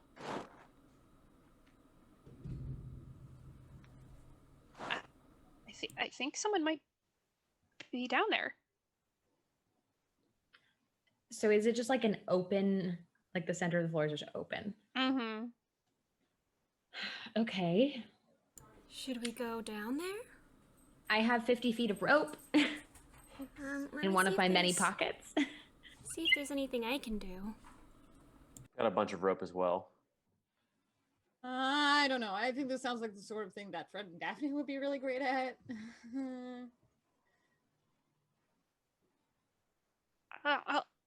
I'll go down too. I'm gonna stay with Velma. Isn't that right, Scoob? Yep. The dog barks and shakes a little bit. Look, we'll go down, and if it's all right, I'll have a whistle. I'll blow the whistle. 1 is okay. 2 is not okay. Well, I also have 50 feet of rope if you need help getting down. All right. How far down is it? I don't know. It's just dark. Oh, great. If Yep. Fred dangles his foot in, can we tell? I can do a thing. Actually. Does anybody have a rock on them? A rock? I have a little Rock? No? ball bearing if that works. Yeah, that'll work. I have jewelry. I'm gonna cast daylight on the ball bearing. So we have a Okay. 60. So we just have daylight. Because it's spooky down there. Here, just throw that in instead. All That's right. much more powerful than what I was going to do. Well, also You- people would maybe listen to how long it takes to drop. So you cast daylight on this ball bearing and you chuck it into the hole, and this bright light illuminates immediately, and you all blink a little bit because your eyes have kind of adjusted to the darkness. Just a tad, but it's suddenly daylight. And you look down Cool. into the hole, I always forget that happens. and you can see what looks like rock surface. It's not too far down. It's like 20 feet-ish. Just pushing 20 feet. And it looks like it's just a rock tunnel. There's dirt walls.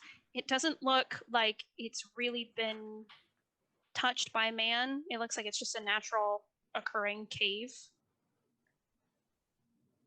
But with 50 feet of rope, you can definitely get down there. Oh, great. Let's do it.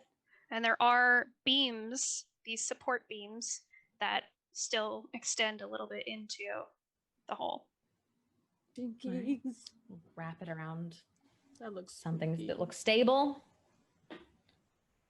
Who wants to go Alright. first? I guess it's me. I was gonna say I'll Fred. go first. I can go first. After you. We'll climb down. Okay. Once you get down, and you get down fine, it's not a challenge. Especially for you. You're used to doing pull-ups and shit. You get down into this rock area, and you see bright light extending from this tiny little bead, this ball bearing that's been dropped in there. And it looks like there's a tunnel that just continues in. Yeah, there's definitely a tunnel down here. I'll come down. Oh, we better all go together then. Yeah, it's just a Oh. tunnel, Shaggy. You're fine. Oh, okay. Jackson follows. I'm Well, how also are we gonna coming get down. Scooby down there? Scooby just looks at you expectantly, like, you figured. Well, I can carry him, but then somebody has to carry me. Can Scooby ride on your back on the way down? Okay, I guess. Get on, Scoob. Better be ready to catch me if I fall. The dog does. You have this gigantic dog on your back with its paws just like clutched onto your chest, and you start to descend. And halfway there, the weight is just too much, and you both slip and fall. It's about 10 feet. You're gonna take, I don't know, like 2 points of damage, both, as you both land on this sharp, rocky ground. Fred, I told you to catch us. What? Scooby's on his back, just scrambling, legs in the air. Ah, stop. Ow. Oh, I saw one of you falling, and I saw the other one of you falling. I couldn't decide which one to go for. This awful scrambling moment of trying to figure out which direction to go. Jackson comes over and helps one of you up, and then the other. Are you okay? Do you need aid? No. We're fine. We're fine. Oh, okay. I could use a snack though. Oh wait, I didn't remember to bring snacks. I'm sorry. Do you still hear anything? He pauses and listens. No. Well, maybe. Yeah. So, someone's whispering down here. Oh, I don't like that. That's spooky. And none of us hear anything. You don't? I want to make an insight check on Jackson.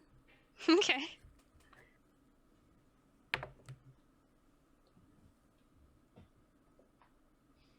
$16. He's being genuine. He's not like leading you on. He hears something and it spooks him. You can see his knees knocking a little bit. He's just a tall, skinny baby. I'm just gonna lean over to Daphne and be like, well, it seems like he's telling the truth. I don't understand why we wouldn't be able to hear it, though. Maybe he's telling the truth, but he's not doing well. This is all pretty overwhelming. Maybe magic's here. Suddenly, Jackson yelps and jumps into Shaggy's arms, and he points down the hallway and he says, there! And you all see a shadowy, cloaked figure disappearing around a corner in the tunnel. And you hear a laugh echoing down the hall. We gotta go after him. I'll start Is running. that scary? Yeah, I will Start also running. start running. I'm gonna attempt to start running after everybody and then probably trip and drop Jackson and then keep running when I get up. Excellent. Yep, you take a tumble and everyone starts running after this figure. They dip around a corner and you follow them. You hear this laughter just echoing down the tunnel. And a voice, seemingly from everywhere, says, "Get out while you still can!" Very spooky. I'd like to cast Eye for Detail. Sure. Or to utilize Eye for Detail, which is to a perception check to spot a hidden creature or object. Okay. Okay, so my perception check. It's a It's like- 14? You don't see anyone, but you can still hear the feet pounding of whatever figure is in front of you. I'd like to use my divine sense to see if I can detect anything affected by the Hallow spell or the location of any celestial, fiend, or undead within 60 feet that is not behind total cover. Celestial, fiend, and undead? Yeah. Okay. You get a couple of very, very weak, like a whisper faint pings of undead. Okay. There's a slightest hint of undead, just like if I don't know, just like Shaggy, just like you could taste a very faint hint of lettuce in that sandwich you had earlier. I don't like the undead. You can see Jackson is shaking and you can hear his teeth chattering. I don't like this. We're just like holding each other.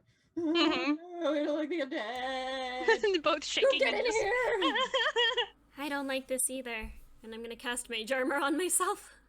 Fair. Well, let's go after it. Can we, We're gonna follow him? Of course. we have to know what's here. It's what we came for. Oh, okay. So you follow the figure? All right. You follow the figure into a space that suddenly opens out, and still just a natural cavern. There are at least 5 different openings of different sizes and heights in this area, and you can't tell which one he disappeared into. You hear this echoing laughter in the room, and it's slowly fading. So there are at least 5? Mm-hmm.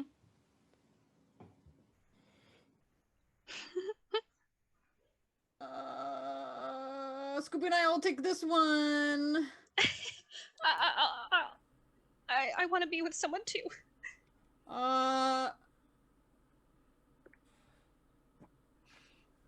You can come. Scuba and Jackson. Well, okay. Or whatever. Okay. All right, Velma, let's go that way. Okay. I'll go with Daphne. Okay. Sure. So, which one are you guys choosing? Which one are you going through? What are the options? You have 2 on the left, 1 in the center, 2 on the right. They're all pretty much a size you could fit in. Some of them it would be a bit of a crawl on hands and knees. Some of them you can just walk straight into.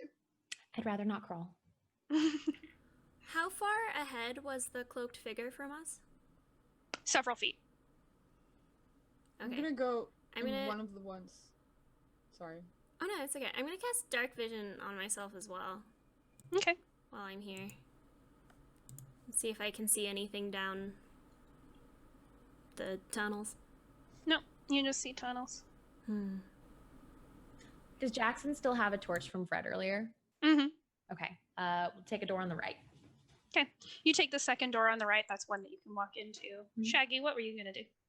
I'm gonna go into a crawl one, but I'm gonna have Scooby crawl in front of me. Okay, you shove the dog in. He has his tail in between his legs, but he's down on all fours, crawling forward. Just crawling after him. And Velma and Fred, where are you going? Velma, do you have a choice here? Sorry, what's been covered? I was looking at my spells. There's the one on the furthest left, which Shaggy and Scooby went into. The one second from the right is the one that Daphne and Jackson went into. We'll go straight down the middle. Straight down the middle. That's Sounds one that great. you can walk straight into, but you have to sort of tilt your head a little bit to not scrape along the ceiling. So, Daphne and Fred, you head down this tunnel for about 5 minutes, and it doesn't let up. It doesn't change size. And eventually, 10 minutes pass, and then 15, and nothing. And finally, you come to a dead end. Daphne and Jackson. You're walking down this tunnel, and Jackson has his torch up, and he's shivering. And the tunnel eventually ends about 10 minutes in, but you see it ends because it's been caved in. This is not a natural ending. And underneath some of the rubble, the torch that Jackson is holding illuminates half of a skeleton. And the entire light is shaking as he's quivering, and he looks over at you and he says, I can do something if that's okay with you. Please. It's kind of spooky, and I don't like doing it. But here, and he hands you the torch. I'll take it. And he goes over and he sits. Ready my dagger. Yeah, he sits next to this skeleton, and he looks so fearful. But he reaches out and touches the skull with one hand, and he casts a spell. And you see this ethereal lime green light with a faint mist start to come out of the eyes, and it starts to come out of the mouth as well. And he picks up the skull and he looks at it and he says, hello? And the mouth moves and it says, hello? And he looks at you and he turns the skull to look at you and he says, do you want to talk to him? Sure. What is your name? The skull is silent for a second and it says, my name's Norma. Hi, Norma. What Hello. are you doing down here? Well, I was at my job. I refined the ore, and then something happened. There was someone here, and he scared the mayor proper. And his dad. And I don't remember. There was some there was someone here, and then a loud noise, and then my head hurt. What did the person look like that scared the mayor? Oh, very beautiful. A very handsome man. I'd never seen his type before. Very pointy ears, and beautiful hair. Long, beautiful hair. And very fancy robes. His dad was real afraid of him. And The mayor's dad, or who's? you see Jackson look down and he says, my dad? And the skull, the teeth chatter a little bit, and it says, no, your granddad. Your granddad was very upset. They were yelling at each other. And then he did something. What did he do? I don't know. Is it what caused the loud boom? Maybe. Did the sound like just the caves crumbling, or did it sound like an explosion?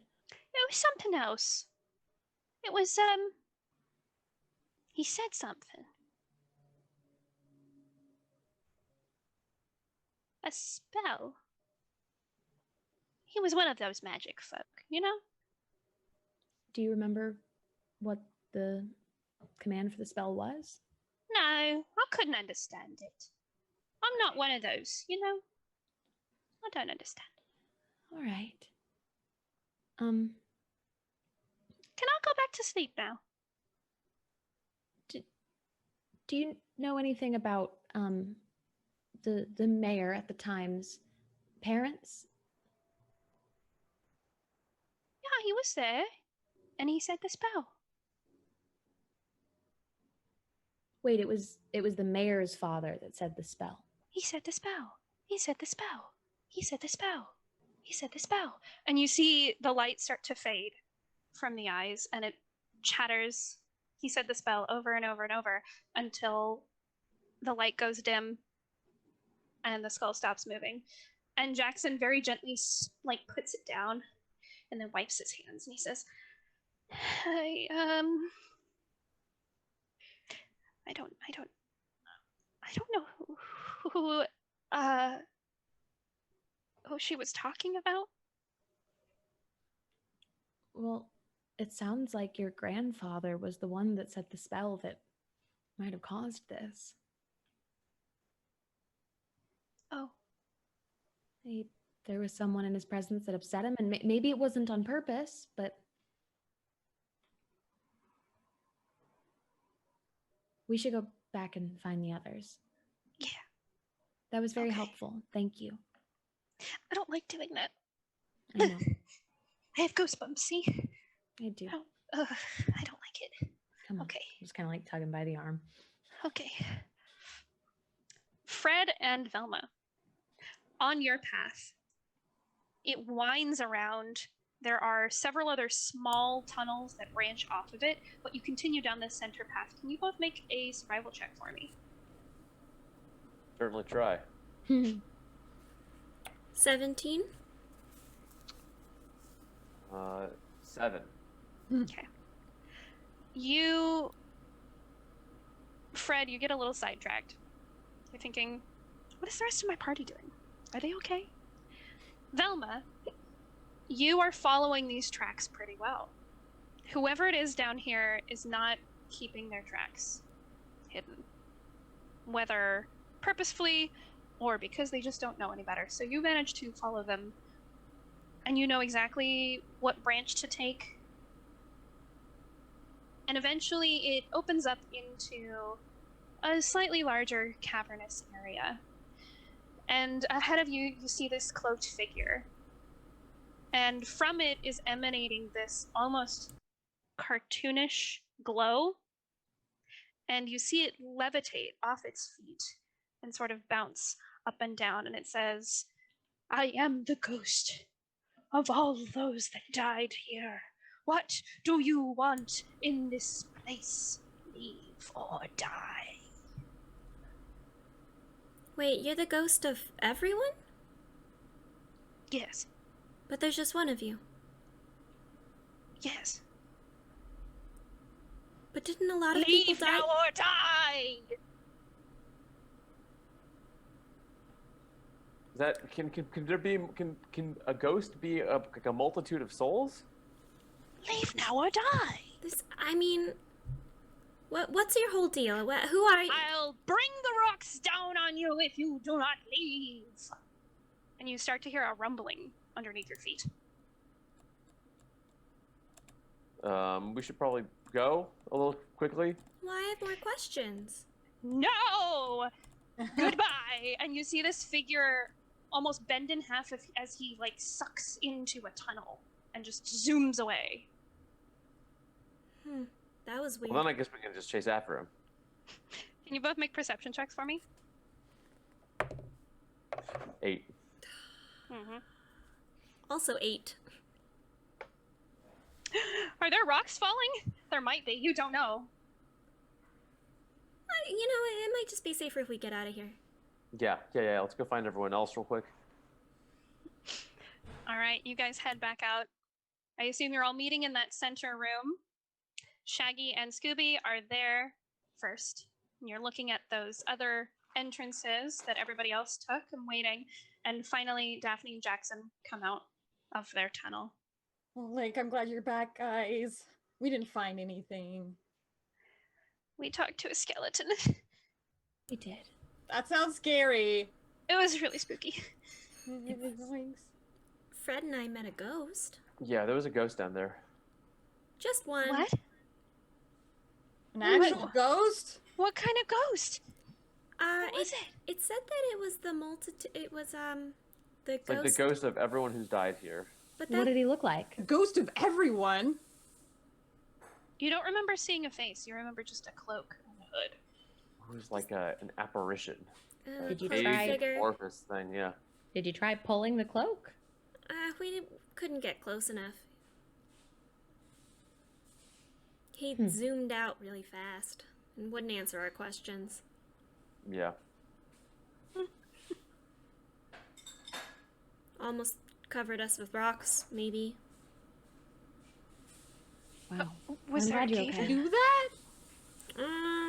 I mean, did we hear rocks falling as we were leaving? You didn't. I don't So think he we just did. threatened to? It just Yeah. felt like the right move to get out of there. Well, we learned that Jackson's grandfather was here the day that the explosion happened. His grandfather was here and his father, which means your father wasn't in the mines. He must have been here. The skeleton said that it had scared the mayor and his father. Yeah, Wait, do these connect to the mines? I think so. Wait, are we in the This is mines right kind of now? mines. You're just in. I didn't Like want to a go to the cavern. mines. Wait, the mines are right under the house? Wait. They're down the hill a little bit, but there was a bit of a cavern that ran through the hillside. It seems like there was someone here that day that frightened everyone, but in particular the mayor and his father. Jackson's father and grandfather. And Jackson's grandfather said some kind of spell, and then the explosion hit. Yoinks. That sounds scary.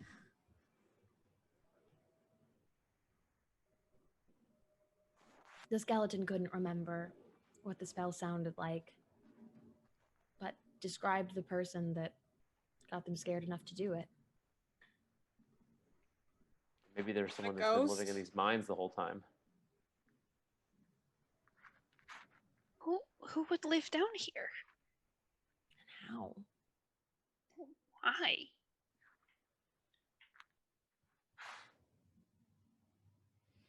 What do we do now? Are we just gonna leave? Now we have to keep following. I think we should all, now that we're all back together, let's go after that ghost. Wait, The ghost? where? Yeah, let's all go back down the center door together and see if we can catch them if they have corporeal form. Okay. I think that's the way to do it. Yeah. All right, Okay. They weren't very good at hiding their tracks. Oh, great. do ghosts leave tracks? This one did. Oh. Okay, I'll follow you guys. You head down that path. And Velma knows pretty well the path that they had taken before. And you end up in that same room, that bigger cavern, where you had heard the rumbling. And in fact, you don't see any fallen rocks. Looks like nothing has changed here. And there's that tunnel dead ahead of you that the ghost had disappeared into. Do you follow after? Yeah, that's the tunnel. That's the one. All right. You start to head down that tunnel. It's a little bit slippery. There's some loose rocks here and there, and you actually see a couple of... It looks like someone lost their footing a little bit down here. And the further down you go, the more it begins to look man-made. The more the walls smooth out, and you start to see support beams. And eventually, you start to see where it begins to branch off, this beautiful glittering purplish ore that's in veins along the rocks in the wall. You take a path, you continue down for a minute, and you see a couple of pickaxes, and you see a couple of lit lanterns. You also see a minecart track. And further down the track, you see the minecart itself, and it's full of this ore. I And thought you you see- said the mine's closed down. Jackson looks down and he says, Who lit the lantern? Is that a ghost lantern? No, that's a real lantern right there. Oh, Why would a ghost need to light a lantern? does it have bad eyesight? Maybe it's not a ghost at all. That makes more sense. Can we keep following past the cart? Yeah, you keep following the tracks and... Yes? Can I do a nature check to see if I can see what kind of stone that is? Yeah, go for it. Is it magic? Ooh, that didn't go well. That's gonna be a 7. It is a stone. It's nice and pretty. Nice. Yeah. Maybe Daphne So- will like one. Look, Daphne, I found a piece for you. It's a nice purple. Oh, thank you. I'll put it in So- one of my pockets. And you have ample left. You go around the cart and you follow the tracks and you pass by what looks like a small campsite. There's a bedroll, there are some books stacked up, there's maybe a little dresser, you don't know what it is, You And have there's- snacks? a lamplit. Someone's definitely been staying here. Ruby, you smell any food? Who would live here? This is not a good place to live. Seems like pretty safe if you're trying to hide from ghosts, because you'll see them coming. No. Oh God, no. All of a sudden, from a tunnel in front of you, you hear wailing, and bursting out of the tunnel is just a fountain of ghosts, and they all look absolutely ghoulish. They're all a pale blue. Their faces are twisted in agony. They're blasting into this tunnel. They disappear through you, and you feel this cold spot. They go around corners, and they just shriek all the way back through the tunnel. And an echoing voice comes down, and it says, "Leave now." You guys, I think we should get out of here. Velma, can you make an Arcana check for me? Yes, I can. Did you guys just hear that? I sure did. That'll be a 25. Jackson is like curled up in the fetal position off in a corner. Just a tight little pill bug of a person. Velma, with a 25, you were certainly frightened by this. It came out of nowhere. It was a loud noise, and there were so many faces. But you take a second, and you know ghosts don't feel like that. That was just a cold breeze. And you know there are spells that can cause illusions. And from this thing passing directly through you, you get the feeling that it was just an illusion of ghosts. That was a neat trick you did there. You're just shouting it down the hallway. Yeah. That didn't feel like a trick. Yeah, Jackson's still, like, curled up in a tiny, tiny ball. Should we keep going after them? Get a little closer? Oh, yeah, definitely. Yeah. Those weren't real ghosts. All right. Okay, protect me, Scoob. Scooby is just shaking and has his paws wrapped around your legs. If you want to move, you're going to have to drag him with you. Take little baby steps. I'm gonna carry him. Okay. Come on, baby. Jackson stands up, but he's like holding himself inward, trying to take up as little space as possible, and he's following very closely. He sometimes steps on the back of your feet. He's, sorry. He wants to be as close to people as possible.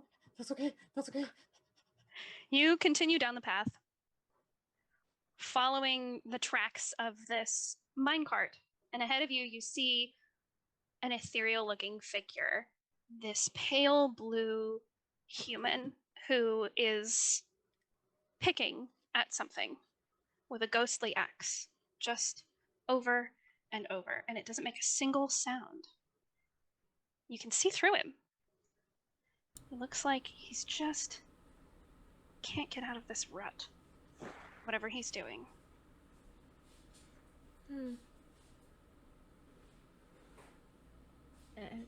Does this ghost have a face, actually? You'll have to get closer to see. Say, Jackson, see if we can if you could recognize that person. Jackson shakes his head. No. No. I'd like to try and use Eye for Detail again to see if there's anyone else in the room that might be casting something. Yeah. All right, that is the perception check, and it's a 21. With the 21, you have a vague understanding of the distance that someone would need to be able to cast illusion spells. Mhm. You don't see anyone near. Can I do another Arcana check? You absolutely can. Nope. That's a natural 1. Oh no! God only knows. That one could be real. I'm not sure. Well, I'm not going near that thing. As you guys start speaking, the figure looks up, and you see its face is very blurry. You can't see features. Unlike the other ones that had come tunneling through, you had seen every feature, and they were almost cartoonishly grotesque. This one, it's a little blurry. And it looks forward and walks straight into the wall and disappears. Jinkies. I didn't like that. Well, it's gone now, so at least we can keep moving, right? Jackson leans over Shaggy's shoulder and goes, "Is that a real ghost?" I don't know. Okay.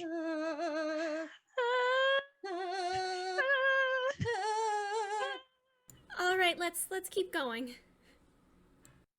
You continue down the tunnel even further, and it opens out and branches up again. And again, you see a minecart full of this ore. And it looks meticulously stacked, and it's full, chock full. And in fact, you keep going, you see more and more, and then eventually you see an entire train full of this magical ore.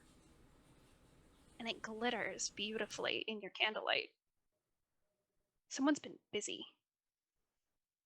And you get the feeling that if this had been here before, someone would have come in and taken it. That's weird. Look, if a ghost can't mine real ore, right? No. No, I think that's why that ghost in the other room wasn't actually touching anything. Okay. And up ahead, you hear someone muttering to themselves and some shuffling around. You hear rocks, small rocks, falling as if someone is shifting things. And you hear a voice saying, I wish they would just leave. I have stuff to do. I have things to do. This is all mine, and they're here to take it. How far away is the voice? Around the corner. It's about 10 feet away. Let's go get him.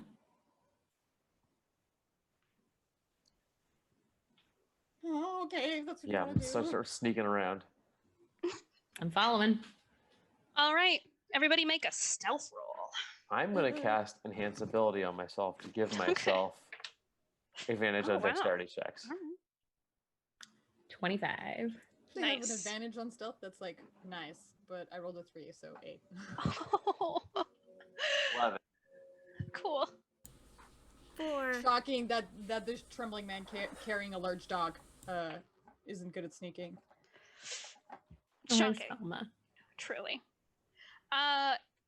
Daphne, you know how to sneak. You know how to be quiet.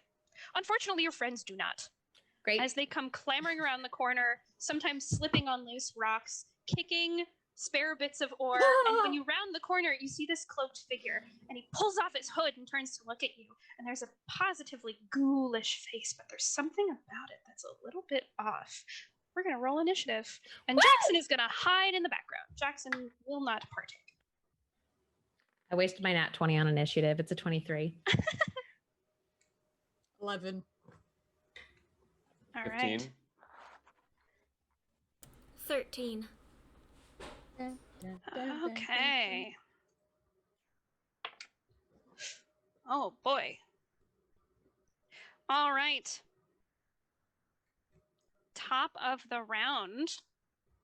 This positively ghoulish figure stands back, and a booming voice echoes from him. You hear someone say, "Get out of my mine!" And I need Velma and Shaggy to make dexterity saving throws. 13. Excuse me.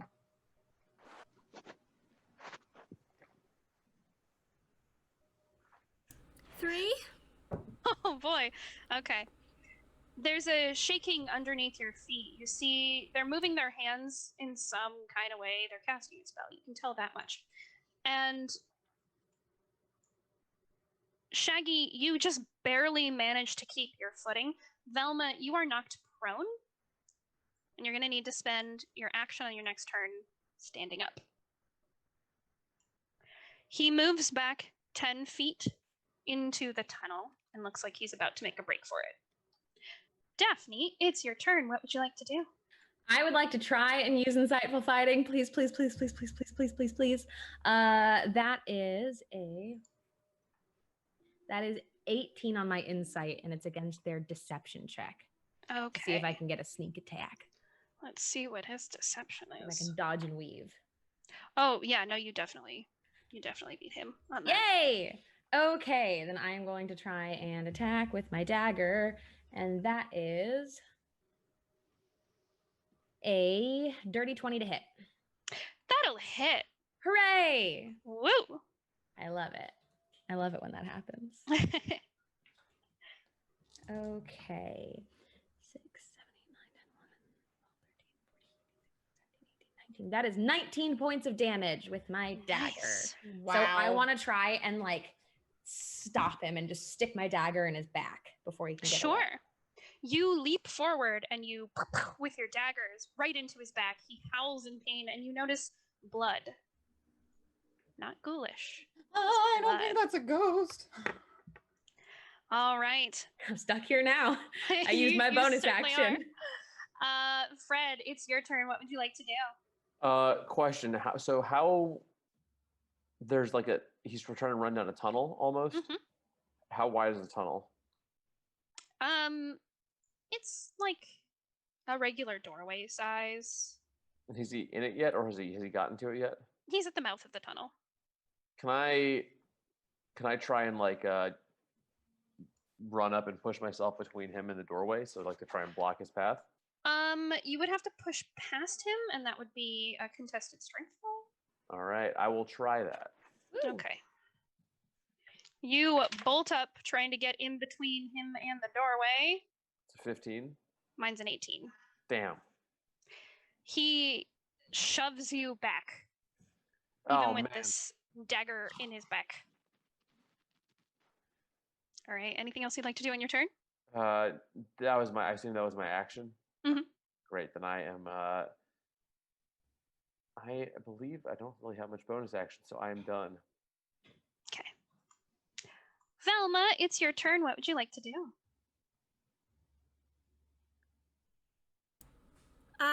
Can I cast a spell from the ground? I'm gonna say no.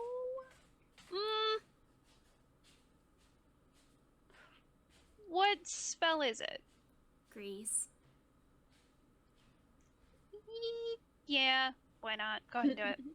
Yeah, why I'm gonna, not? like, look over in the direction where Daphne and the ghost are. I'm gonna point my finger, and right in front of the ghost, I'm gonna cast grease.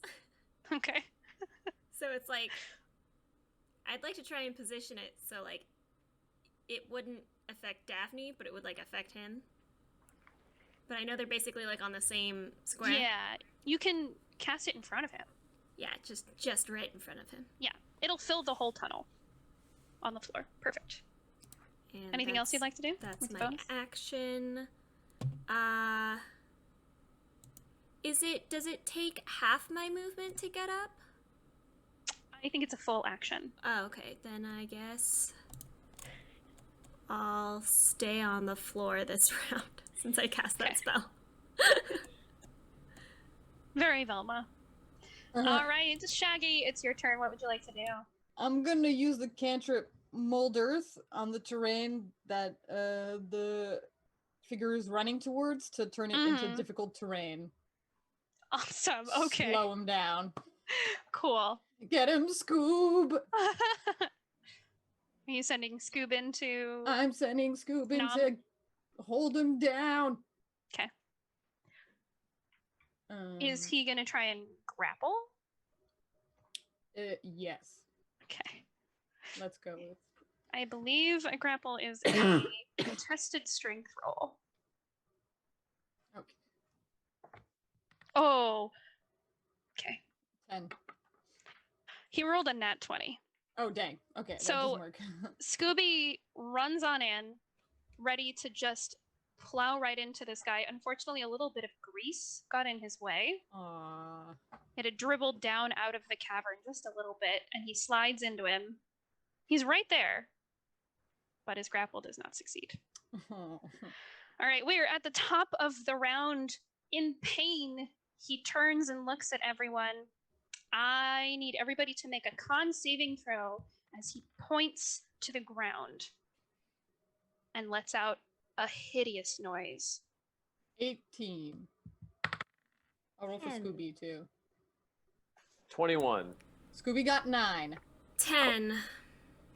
All right, Velma, Daphne, and Scooby are going to take some damage. No. Actually, everyone's going to take damage, but those that succeeded, you're going to take half. So that is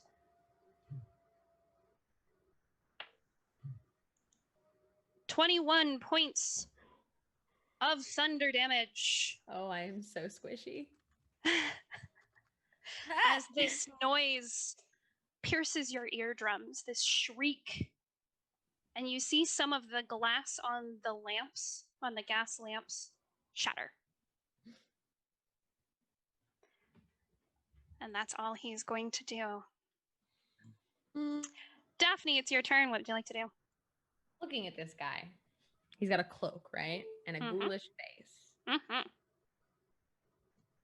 Can I try and like pull his cloak off? Make a perception check.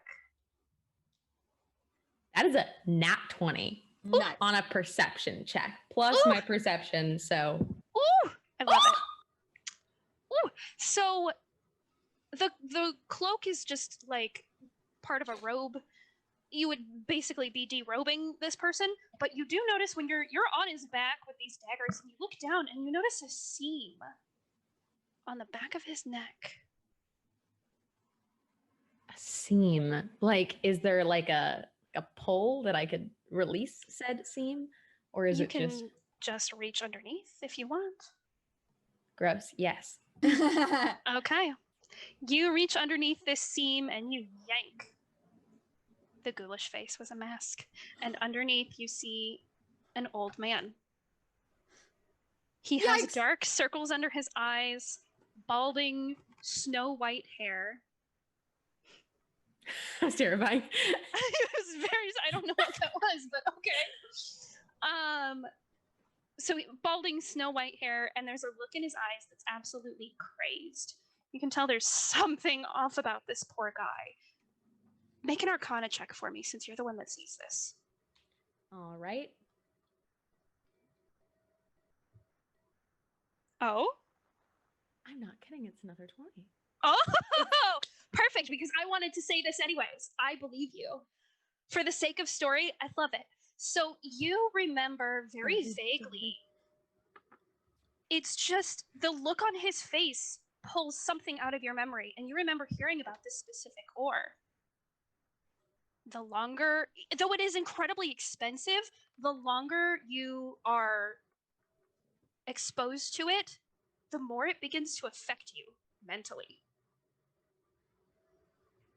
And it looks like this man has been down here for a very long time. So since I'm like on his back, essentially, Mhm. can I, just because I got 2 20s in a row, I'm gonna beg this of you, can I just try and like pull him down to the ground with me? Because Daphne and vaguely, weirdly knows multiple forms of karate across Of course. occasions Yeah. when Of course. convenient. Yeah. Make a strength check. All right. I am not strong. It's okay. I'm giving him disadvantage because of all of your 20s. Well, that was a 4, so. Oh, well, I mean, he rolled a 7, and yet somehow he kind of shuffles. You try and knock him down, Mhm. and you swipe one of his legs, but unfortunately he's putting all his weight on the other. He doesn't move, but unfortunately he's not knocked to the ground. Okay, I'm just there on his back. Yep, I'll yep, just with these I'll daggers just wrap around and stay. in this old man's back. All right. Fred, it's your turn. What would you like to do? You now see this mask has come off of this face, and you see an old man standing there. And from here, you can tell there's something about his eyes. He's not all together. I'm gonna see. Gonna try and see if this does anything. I'm gonna try casting Lesser Restoration on him. Okay. So it ends a disease or a condition, being blind, deaf, and paralyzed or poisoned. It may not work. We'll see what happens. For story, it's not in the rules, but I'm the DM, so what I say goes. 100. For the story, I love it. You cast Lesser Restoration on this poor man, and you see some of the crazed energy fade from his eyes, and suddenly he seems his age. He seems tired. Like moving is a chore. And he sags a little bit and his shoulders droop. And Daphne, you feel this because you're still with daggers in his back on top of him. And he looks confused. He looks around and he says, he's coming. He's going to be here. And he's going to take him. He's going to come and he's going to take him. And I can't let that happen. Pull one of the daggers out. He just... Who? Is coming for who? Daphne or Velma shouts from the ground. Still on your back. What? What? Who's coming for who? And he looks up and he makes eye contact with Jackson, who's just coming out of his little pillbug pulled in state, and they look at each other. And the old man points at Jackson. He said, he's going to take him away. They gave him to us, and he's going to take him away. What are you talking about? The Fae. Oh, no. They gave us our son. In They're going to take him exchange away. for what?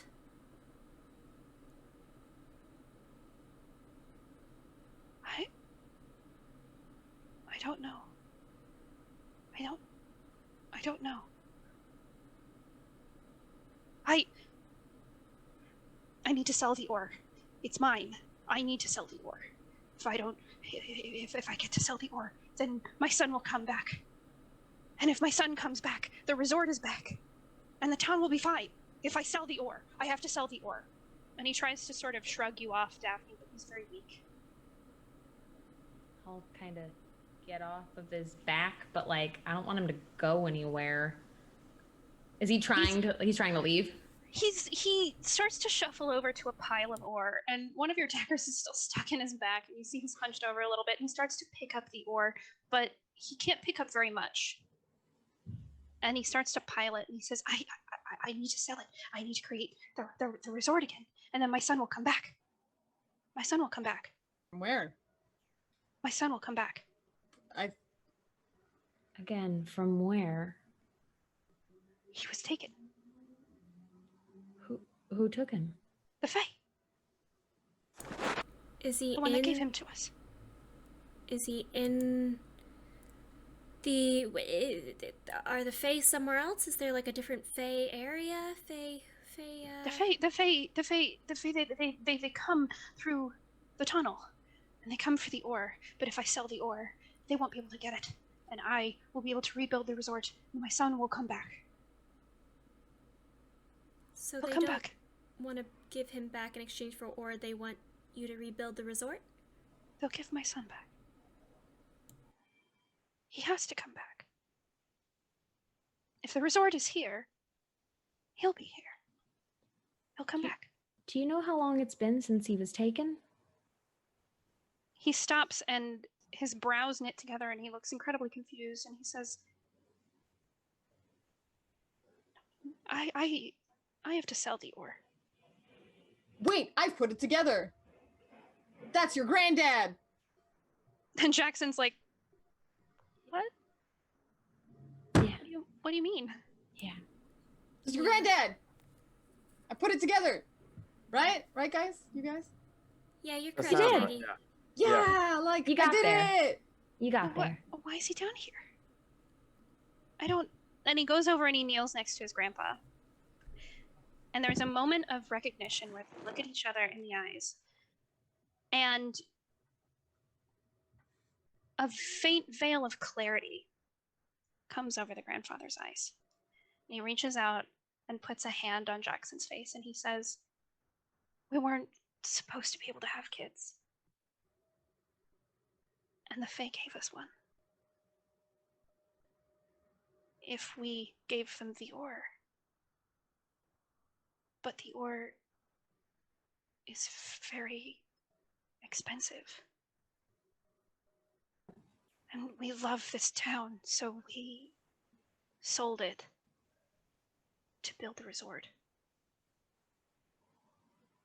We didn't mean to. We wanted to see Thrice Light thrive, and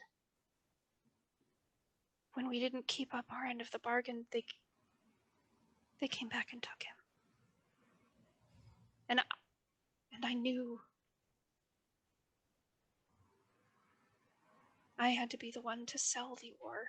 And if I sell this ore, and if the resort is back, then he's not coming back. And his face drops, and you see Jackson reach out and hug his grandfather. And he says, it's okay. It's okay. Your grandson has done an excellent job of leading the town since your son left. Yeah, can we take him out of here? Okay. You wind your way up through the tunnels, and it takes you quite a bit of time to get back to where you were before. And you come to the rope that's dangling from that beam, and Jackson seems to have found his strength. He has his grandfather hold on to his neck, and he pulls him up through the rope. And you all manage to get up safely into the dance hall, and you manage to leave the resort behind. And as you open the front door, you see the sun is rising in the distance. And Jackson is holding his grandfather's hand and leading him down the path to the town and telling him all about the people that are living there now. He tells them about the bakery and the library, and he tells him about his house because he's mayor now, just like his dad. And he says that he has a room for him there, and he's glad to have him home. And that's the end of our Mystery Solvers Anonymous campaign. Sorry Greg about the deserves a Scooby daggers. snack. As you bled this poor grandpa. Yeah, as we're heading up, I'll just like sneak the other dagger out of his bag. While nobody's Just watching, healing Scooby because he totally got knocked down real hard. Yep. I'm sorry, buddy. He gets up and immediately gets into a begging stance like, give me a snack. I deserve a snack. He does deserve a snack. Gave him all the Scooby snacks. I'm sorry, buddy. And just pours the box out on him. He's loving it. So, thank you all so much for joining me for this weird Scooby-Doo-esque D&D game. Let's go around and do our handle drop and talk about, what we're doing. I'm Rachel. I'm the DM. I'm here at Girls Guts Glory. Find me at Sunny Seeley. Ta-da. Erica. Hi, I'm Erica Vermini. You can find me everywhere at A Style Pixie, including on my personal Twitch channel, 3 p.m. Monday through Thursday, 3 p.m. Pacific. Sage. Hi, I'm Sage Ryan. I go by Not Sage everywhere on the internet. You can find me on Twitch and all of the social media handles there, or at twitch.tv/Pixel Circus, where I play other tabletop games and video games of the sort, and it's a lot of fun. Yay. Sabrina. I'm Sabrina. You can find me at VoidCat Gaming on Twitter, Twitch, and Instagram, and soon TikTok. And if you want to see more of Erica and Rachel, they play Occultation with me on Saturdays, every last Saturday of the month. And Another since spooky it's game. October, we're playing spooky games all month long. Ooh. Yeah, and Daniel. What's up, Dan? The Art of Dailiness on Instagram, just Art of Dailiness on Twitter, twitch.tv/Steinbergler, where I primarily just host Erica and Rachel these days. But that will be back up and streaming soon. And again, very important, I have made a solemn oath to never wear sleeves on that channel. So Oh my god. it's a sleeve-free zone. All bare arms are welcome there. Nice. Bring all the guns. Yeah. Oh yeah. Bring all Yeah. the guns. Oh! The guns I definitely have. No. I was like, I don't have Yeah, guns. I they're just have... I'm gonna keep my arms down. Just a very Mm. baggy sweater. That's why you can't see them. Yeah, for They're sure. definitely It's there, just- though. They're so big they disappear into the green screen. So like, Yep. Awkward. Yeah. I just gotta look. I got what I got, and I gotta lean into it. Thank you all for joining me. I love y'all. I hope you have a great Alrighty. spooky season, and I will see you all later. Thank you. Bye.